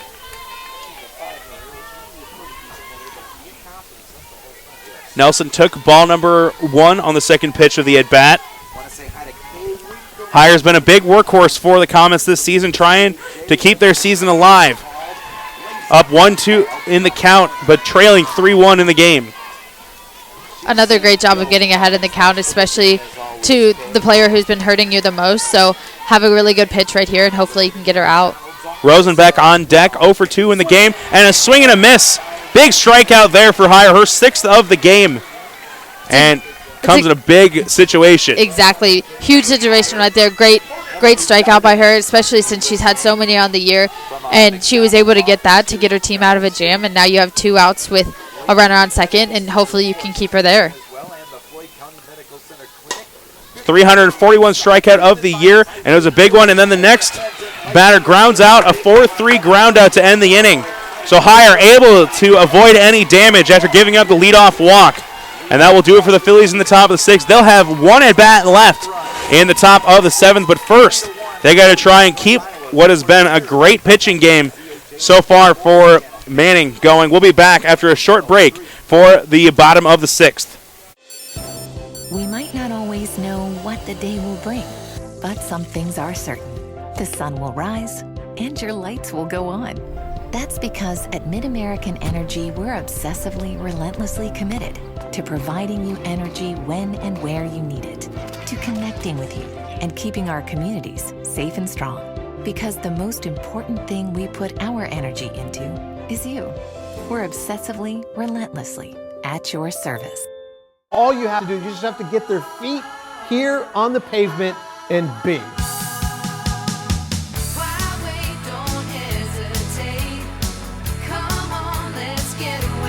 Being in Des Moines, you just get it through the experience. I'm a fan of a lot of our fast, casual cuisine. A little theater, some great restaurants. There's a lot going on musically. If you can't find things to do in Des Moines, you must be boring. This is a magical place. Cross leading off the bottom of the 6th for Charles City. An RBI single in the first, and they need some more of that. She takes a changeup for a strike on the first pitch. That's because at MidAmerican Energy, we're obsessively... Yeah, I feel like Manning has thrown way more changeups this game than she actually has fastballs, because it's keeping these batters off balance. Keeping our communities safe. This one lined out into center field. It's going to find the gap, and Cross is going to go for 2, and she'll get in upright, no slide even necessary. So a big leadoff double. And remember, fans, all extra base hits during the Girls State Softball Tournament are brought to you by Kruger Seeds.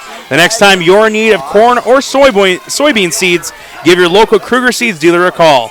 Kruger Seeds, first-class seed, first-name service.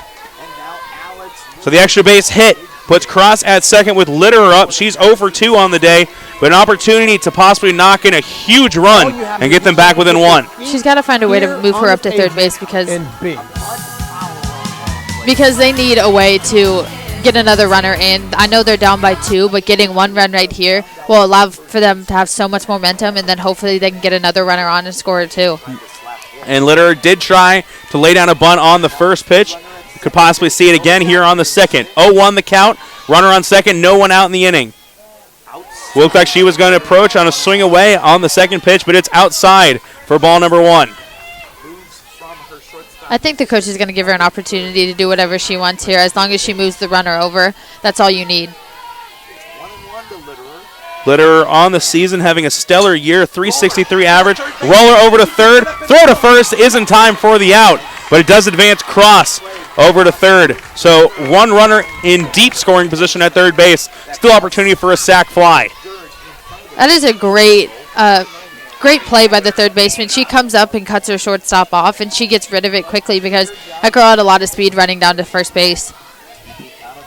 And if you let that get too deep, that's going to be 2 runners on the corners with no one out. Instead, you have an opportunity to still get out of this with only allowing maybe 1 run. Yeah, and if they only score 1 run, then DCG still has the lead here, and they're coming back up, and they've seen Higher really well, and maybe they can get a couple base hits out of it. Speaking of Higher, she is on deck with Kiki Connell currently at the plate. 1-0 after a ball on the first pitch. 3-1 still in favor of the Phillies. Haven't seen any scoring in a while as that one is in the dirt, but it's a swing and a miss from Connell. Evens up the count at 1-1. Again, the changeup is what is getting these batters so far out front, and she's thrown it effectively all day, and it's really thrown off these hitters.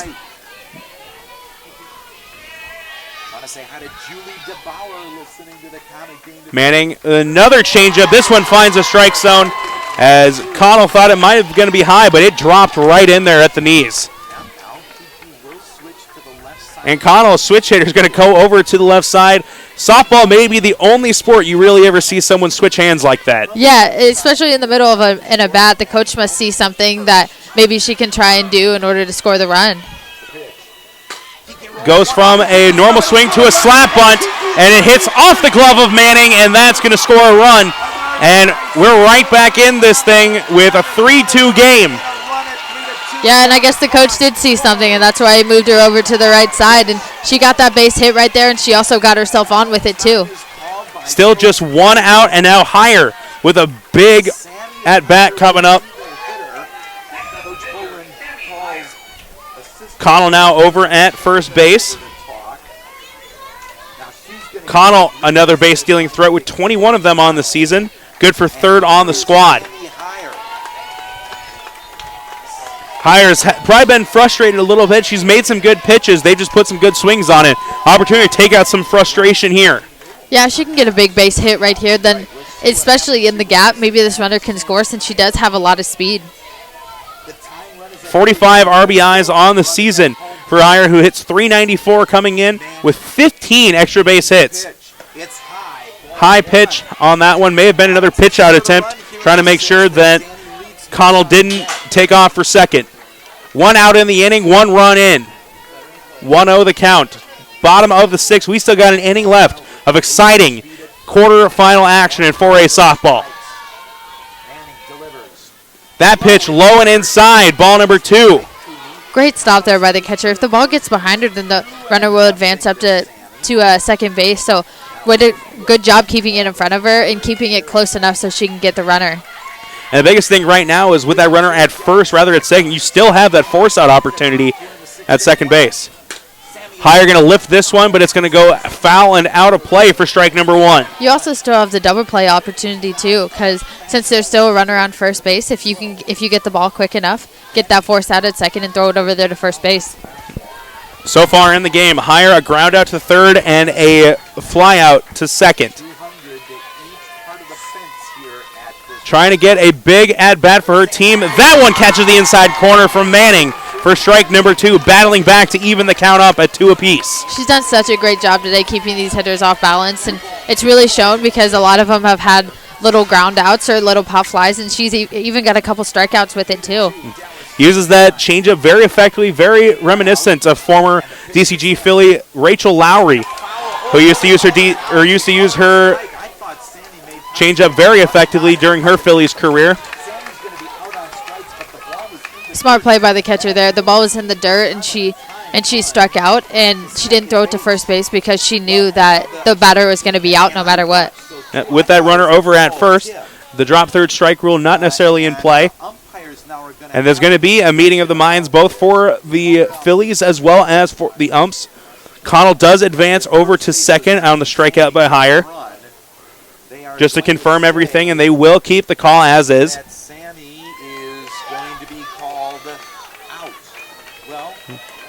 They will allow Connell to stay at second, who reached on a hit earlier and drove in the second run of the game for the Comets.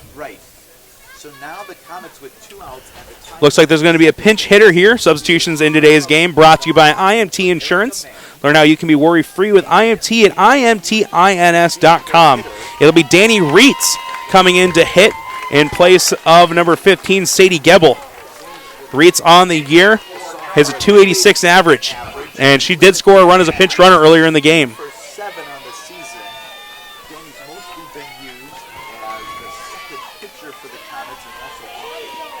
Also the number 2 pitcher on the season. The only other person to make an appearance on the mound outside of Hire this year. Has a pair of saves and 2-0 on the season. First pitch in the dirt to Reitz. And it's 1-0, runner on second. The game-tying run at second base. It's weird to see a team be losing when they've doubled up on the number of hits. Yeah, exactly. DCG has just gotten those base hits when they needed them with runners in scoring position. And Charles City just hasn't been able to do that. They've gotten hits here and there, but haven't been able to put them together. And Reitz trying to add one more to that total and tie things up, was swinging on the second pitch, but came up empty. 1-1 the count, one runner in, runner at second. 2 gone here in the bottom of the 6th. Swing and a miss, another big cut by Reitz, and more taken off that pitch by Manning, trying to keep them off balance. Yeah, it seems like as this game's got on, her changeup has gotten even better than it was before. And now all these hitters are getting a little out front with it. Manning looking to help her team advance to the next round of the tournament. This one grounded underneath her glove, over to second, throw to first, is in time to get the out. So Charles City puts 1 run in, but are unable to bring that runner home from second. It'll be the top of the order for them in the bottom of the 7th, however, which, if you're Charles City, it's got to be pretty exciting going into the final inning. We'll take a short break, and we'll be right back here on the Iowa Girls State Softball Tournament on the Iowa Farm Bureau, presented by Iowa Farm Bureau on the Girls Union Digital Network, powered by Mid-American Energy Company. Mid-American Energy and you, together partnering to change the energy landscape by pioneering money-saving, energy efficiency programs and building a new industry in Iowa, wind energy, all while keeping your rates low. So what's next? We'll keep delivering cost-effective energy efficiency programs while putting money back in your pocket. That's right. You decide how best to spend your savings. That's a partnership good for you, good for the environment, and good for Iowa. Another way we're obsessively, relentlessly at your service. Iowa Public Television is the home of the Iowa Girls High School Athletic Union Championships. We bring you live, uninterrupted coverage of the state championships in volleyball, basketball, soccer, and softball, plus special features highlighting the Iowa girl. Catch it all on statewide Iowa Public Television, on air or at iptv.org. 1 inning left for both teams, 1 trip to the plate as they are trying to advance here to the semifinals of the 2019 Girls State Softball Tournament. Leading off for DCG, it'll be number 5, Heidebaugh, who had a hit and an RBI her last time up. So the bottom of the order due up for the Phillies as they're trying to extend their lead after they lost a run in the last inning. 3-2 our score as Heidebaugh goes after that second pitch and comes up empty. Yeah, this half inning is going to be important for both teams. Charles City really wants to keep DCG exactly where it's at, get those 3 up, 3 down right here, but DCG also wants to try and respond back and get that run that they lost.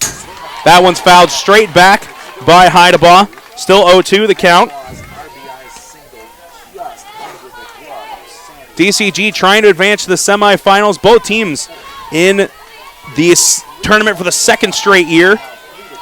And the Phillies have been a dominant team here in Fort Dodge for quite a long time. This one lifted deep into left field, but settling underneath it is the left fielder. That is Litterer out there in left field. She makes a nice catch on the one that looked like for a second it may have a chance. Yeah, and it just stuck up in the air a little bit too long, and it didn't quite get out there, but it was very, very good contact, very good hit, well-hit ball. It just hung up in the air just a little bit. Little to no wind here on Iowa Central Field today. Compared to yesterday when it was around 15 to 20 mile an hour winds. That one's a little high, but right down the middle to the number 8 hitter, Hendricks.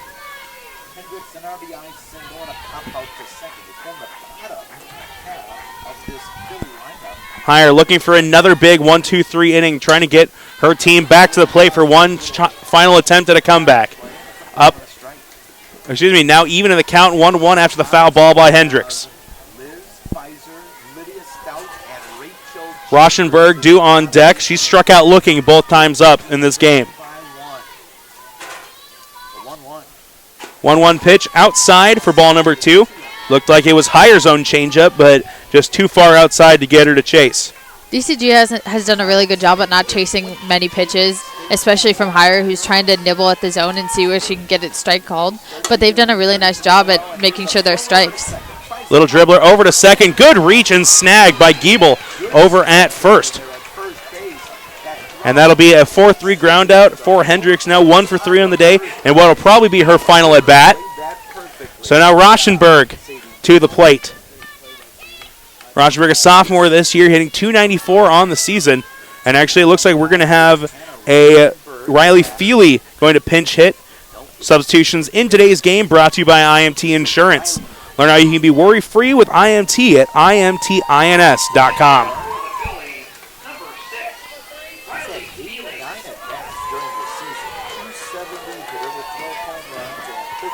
Feely with no one on, looking for an opportunity to extend this inning.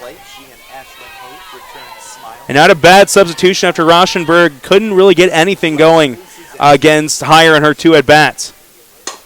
This one's dribbled right over to second. Good fielding by Pfizer. Throw to Gebel at first, and that'll do it here in the top of the 7th. We've got 1 half inning of softball left in regulation. We'll see what the Comets can do in their last at-bats coming up after this short break. We might not always know what the day will bring, but some things are certain. The sun will rise, and your lights will go on. That's because at Mid-American Energy, we're obsessively, relentlessly committed to providing you energy when and where you need it, to connecting with you and keeping our communities safe and strong. Because the most important thing we put our energy into is you. We're obsessively, relentlessly at your service. In Iowa, we all play by the same rules. Hard work pays off, practice makes perfect, success is something you earn, and teamwork helps us all be winners. The Iowa Pork Producers Association is proud to support statewide high school athletics. Because on our team and on yours, what we bring to the table is what brings us all together. Learn more about our commitment to Iowa at iowapork.org. It's Pfizer, Stout, and Chambers. We're in the bottom of the 7th. It is do or die here for the Charles City Comets. They got to have their rally caps on as the winner of this game advances to the semifinals. The loser's season is done. Pfizer 1 for 3 on the day with an impressive .541 average coming into today. First pitch outside for ball number 1. Manning, the senior, looking to keep her career going. This at-bat is really going to be a good factor for both teams because if DCG can get her out, then you have 1 out with one of the fastest girls off base, but Charles City needs to try and get her on in order to bring her around. Pfizer and Stout, a combined 98 steals on the year, due up 1-2 in this inning.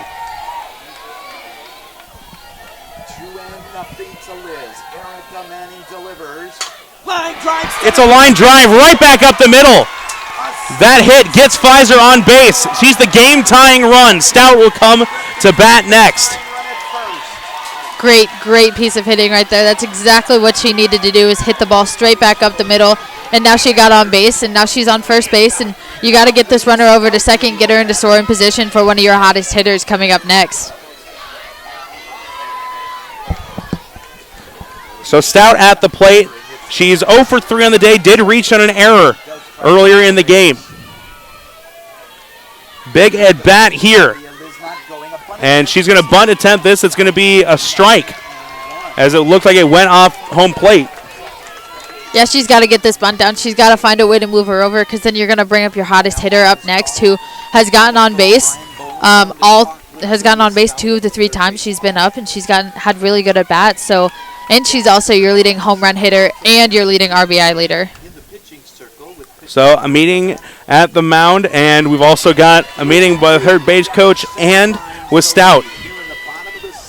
If Stout can get that runner over to second, they have their fastest runner in scoring position with their best hitter coming up. Yes, exactly. And any type of ball going to the outfield, you can guarantee that Pfizer is going to score from second base if she can get over there. Might be the biggest inning of pitching of Erica Manning's career. The senior came in today with 18 appearances, bunts this one right over to third, throw to first, is safe, so Stout gets on base. 2 runners on, no one out here for Charles City in the bottom of the 7th. Great bunt right there. She put it exactly where no one else could get it. And now you have your biggest hitter coming up, and you have 2 runners on base. Chambers 2 for 3 on the day. Really should have been 3 for 3 if her foot had not come out of the batter's box on the bunt. A big at bat here for the freshman. And you've got to hope that your senior Manning is going to have an opportunity to really kind of think things through, as we're going to have another meeting, this time for DCG calling timeout, as Coach Bolin has got to settle things down. Yeah, he's going to go out there and he's just going to try and relax his team, realize that, yeah, that's the tying run at second base, but you gotta get outs here. If she hits it somewhere on the left side, get that runner out at third base and try and possibly get a double play, even though she does have speed up at the plate. Manning had never pitched varsity softball before this season.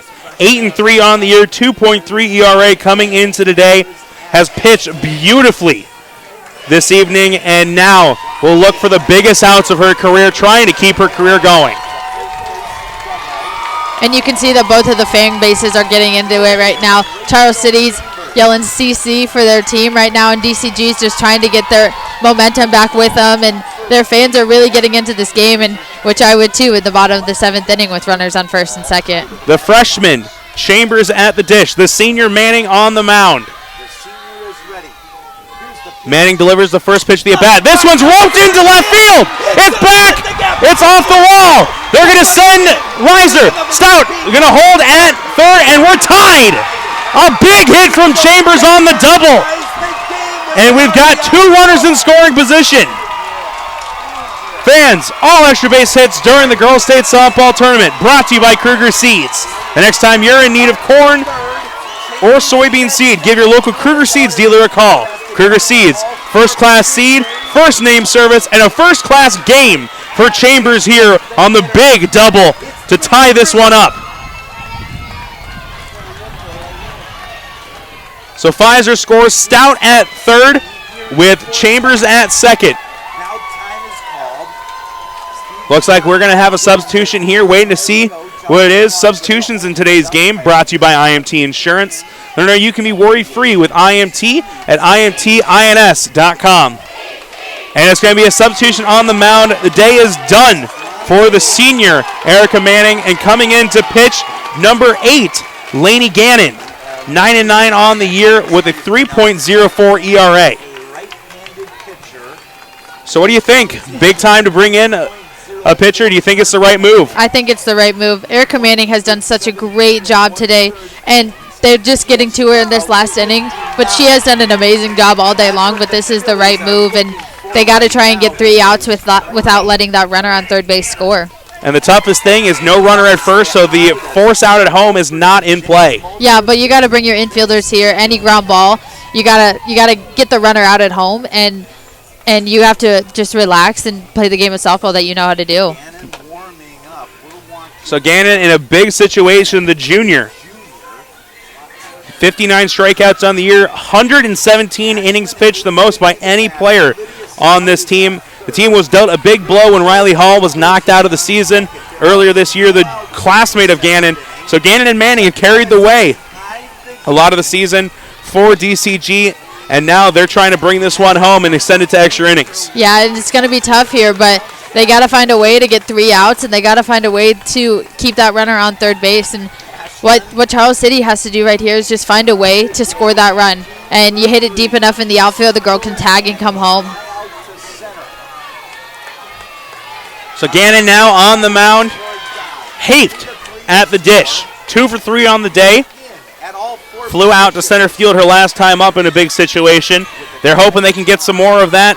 Either team would actually be okay with a fly ball, but one team wants it a little bit deeper than the other. Yes, exactly. And she's got to find a way to get this batter out right here, because getting 1 out will help a ton if you can get through this inning. Haft at the plate. Takes the first pitch low for ball number 1. Gannon on the year has been a little bit of a erratic pitcher. 59 strikeouts, but 52 walks as well. They're going to need her best inning of the season right here. That one's low. 2-0 now the count. And in this situation, the walk may not be the worst thing in the world. No, not. It wouldn't, because then you would have a force anywhere, and you could come out and you could get a force at home and then possibly turn the double play at first base. Third pitch of the at-bat. Haft ropes this one into center or left field. Throw over. And throw over to second. The double play. What a big change of momentum right there. Both runners left and couldn't get back in time. Both runners thought that ball was going to be down, but the left fielder came over and she cut it off, and they were both way too far off of second base, and they got that runner off of second. A big base running mistake puts this game in even more intrigue. 2 outs, runner at third. Allie Cross coming to the dish. Cross this year a sophomore, playing at third base, 380 hitter. An RBI ends the game, and out sends it to extra innings. Gannon gets her to pop this one up, and it's just off of the fence. Giving chase was the catcher. Cooney just couldn't get there in time. That would have been a huge out. Great hustle, though, by her. She was so close to getting it. It just hit right off the fence just before she could catch it. Huge change and momentum, it feels like, just on this field from that big double play. Stout over at second. Second pitch, fastball outside. And while you're able to take a sigh of relief a little bit if you're Gannon, this is not over yet. No, it's not. There's still one more out. You got to pitch the best that you can right here, and this is the biggest inning that you can have. That ball is low, and Stout is going to think about coming home, but a good recovery by Cooney behind the plate keeps her at third. Another great stop by this catcher. She's worked all day long, and all she's done is kept the balls in front of her, and she's done a great job this whole afternoon. 2-1 the count. Cross is 2 for 3 on the day. Swing and a miss on that one. It was a foul tip that Cross kept the glove on.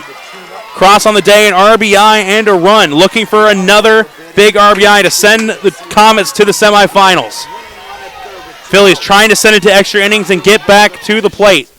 That one low and inside. Ball number 3, full count. And you can tell there's so much pressure building right here, and you just got to take a deep breath and you got to go for it. And if you walk her, you still have a base open, but you got to come out and you got to attack her, and this is the opportunity that you've always been dreaming of. And Cross, with that chance right here, fouls that one out of play.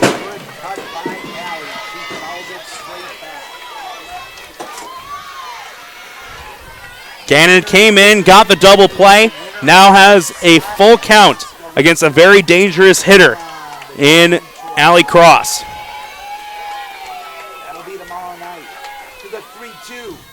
Cross takes ball 4. And it is ball 4, just double checking everything with the umpire. So Cross now goes trotting down to first, and that'll bring Litterer to the plate. 0 for 3 on the day. Yep, now she's got a little bit of a speed, so the infield does have to play in. because you have to come and get this ground ball and throw it over to first base. But also you do have a force out at second if that is an option for you. Getting the call from the dugout was Cooney, now relaying it. Ball one low as Cooney able to keep that one in front of her. Another nice play behind the plate.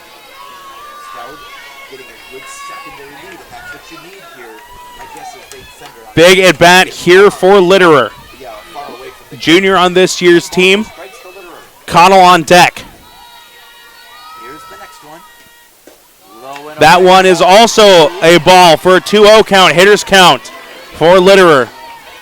She gets on, and we've got bases loaded in the bottom of the 7th. Yeah, you really want to attack her right here. You don't want to bring up another batter, and especially you don't want to walk her because then you'll be out of rhythm, and you've thrown 5 straight balls in a row. So got to attack her. Go after her right here. Gets a strike on that one. Good idea for Litterer. Make her throw you a strike. The big runner is Lydia Stout at third. She's the winning run for the Comets. Is Stout able to come home? They will send the Comets to the second round. Winner of this game will take on the winner of North Scott and Oskaloosa in the semifinals for a trip to the state championship on the line. Foul ball evens it at 2 apiece. 2 balls, 2 strikes. You can just feel the tension building within this field right now, and both teams don't want to lose this game. They're playing super hard, and it's just going to be who can execute with runners in scoring position towards the end of this game. Runner is at first and third. That one's low and outside. Full count. 2 runners on. Bottom of the 7th inning, tied game. Yeah, now the runner on first base is going to be taking off on the pitch. So if any infielder gets a ball, you got to make sure that you throw it over to first base here. Yeah, really your only play in this situation.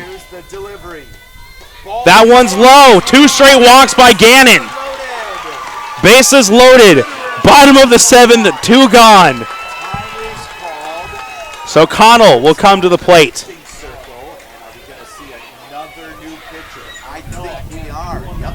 And they're actually going to bring Manning back into the game. Reminder, substitutions in today's game brought to you by IMT Insurance. But now you can be worry-free with IMT at imtins.com. Opportunity, Manning went back to the dugout, may have had an opportunity to kind of settle herself, and now they need something from their senior. Yep, she's been brought back in to come back in and pitch again, and this is everything that everybody dreams of. It's the bottom of the 7th inning. There's 2 outs. As a hitter, you got to get up there and you got to have a good at bat, and this is what you dream of. You come up here and you're trying to get a base hit, and as a pitcher, this is another dream that you have, is you to try to strike her out. And this is basically the final batter of the inning. It is. It doesn't matter what happens here. If there's an out or a walk, the game is going to be over. And if they get an out, we're heading 2 extra innings. One heck of a way to kick off 4A state softball. It's been a great and close matchup all game long, and both of these teams have fought super hard to get here. Connell had a hit and an RBI in the last inning. And she's 1 for 3 on the day. The left-handed hitter will face off against the righty Manning. Bases juiced, the pond is full of ducks, as they say. Contact anywhere will send the runners going. So another meeting on the mound. And normally you want the game to keep moving forward, but in a situation like this, I don't think any fan is against. No, you got to try and stop the momentum here. Charles City has all of the momentum right now, and he's just trying to break that up a little bit and talk to his team and talk through exactly what they need to do here on a ball hit to them. And it makes you wonder how things could have played out a little bit differently if not for that running base error by by Stout at second base. Yeah, if she wouldn't have made that error, they would have gotten that walked in and they would have won the game. But again, there's another base running error there, and DCG got that double play. So Connell at the plate. Litter at first, Cross at second, and Stout over at third. Will we see Charles City advance to the state semis, or we'll see this game go into extra innings? This at bat will decide. First pitch from Manning is a little bit outside for ball number 1. And I think if you're going to lose this game, the worst way it could be would be on a walk. Yeah, you just want to attack her right here, make her earn it, and if she gets a base hit, then she earned it, but you can't walk her in here. Especially after walking the bases loaded on 2 straight batters. Yes, exactly. Manning, second pitch, low and outside. So now 2-0. Hitters count for Connell. And she's faced her already 3 times before, so she knows exactly what she's going to get from Manning. So if she finds something that she likes, she should attack it and go after it. Manning sets and delivers. That one is high and inside. Couldn't get that changeup to drop enough. So 3-0. Got to expect that Connell's going to be taking this next pitch. Yes, for sure. Make sure she throws a strike to you first before you swing. The crowd above us is rocking for Charles City. That pitch, and it's a ball inside, and that's going to do it. It's a walk. Charles City is going home happy. They're going to be going back to wherever they're staying this week because they're heading to the state semis. Yeah, heck of a comeback here by Charles City in the 7th inning. It all started with that single to start it off by their leadoff in their top of their order, and they came all the way back and they found a way to win. So Connell sees 4 straight balls. Just to recap that 7th inning, leadoff hit, another hit from Stout, put runners at first and second, the double by Chambers. Then Haith flies out to left field, and Chambers gets picked off at second base for a double play. Looked like the Phillies may have an opportunity to send it to extra. 3 straight walks to end this game. Yeah, it's an awful way for Dallas Center to lose this game, but they fought all game long. They had the lead going into the 7th inning. It just didn't turn out their way towards the end of it. So Samantha Hare picks up the win. She was in the on-deck circle, waiting to see how this game finished out, and the walk ends it. So final score 4-3 as Charles City advances. DCG's season has come to an end after a stellar performance by Manning throughout most of this game, but they just kind of crumbled. And you saw the talent kind of win out there in that 7th inning. Yeah, they did. And Charles City just brought everything to the plate that they had that inning, and it was amazing to see that they all came up there solid at bats, and they found a way to win this game when they needed to. So today's final score: Charles City 4 and Dallas Center Grimes 3. On behalf of, for my color analyst Brooke Wilmus and our producer Devin Taylor and all of us here in Fort Dodge, I'm Tyler French signing off. Thanks for watching our live coverage of the 2019 Girls State Softball Tournament presented by Iowa Farm Bureau on the Mid-American Energy Championship Network.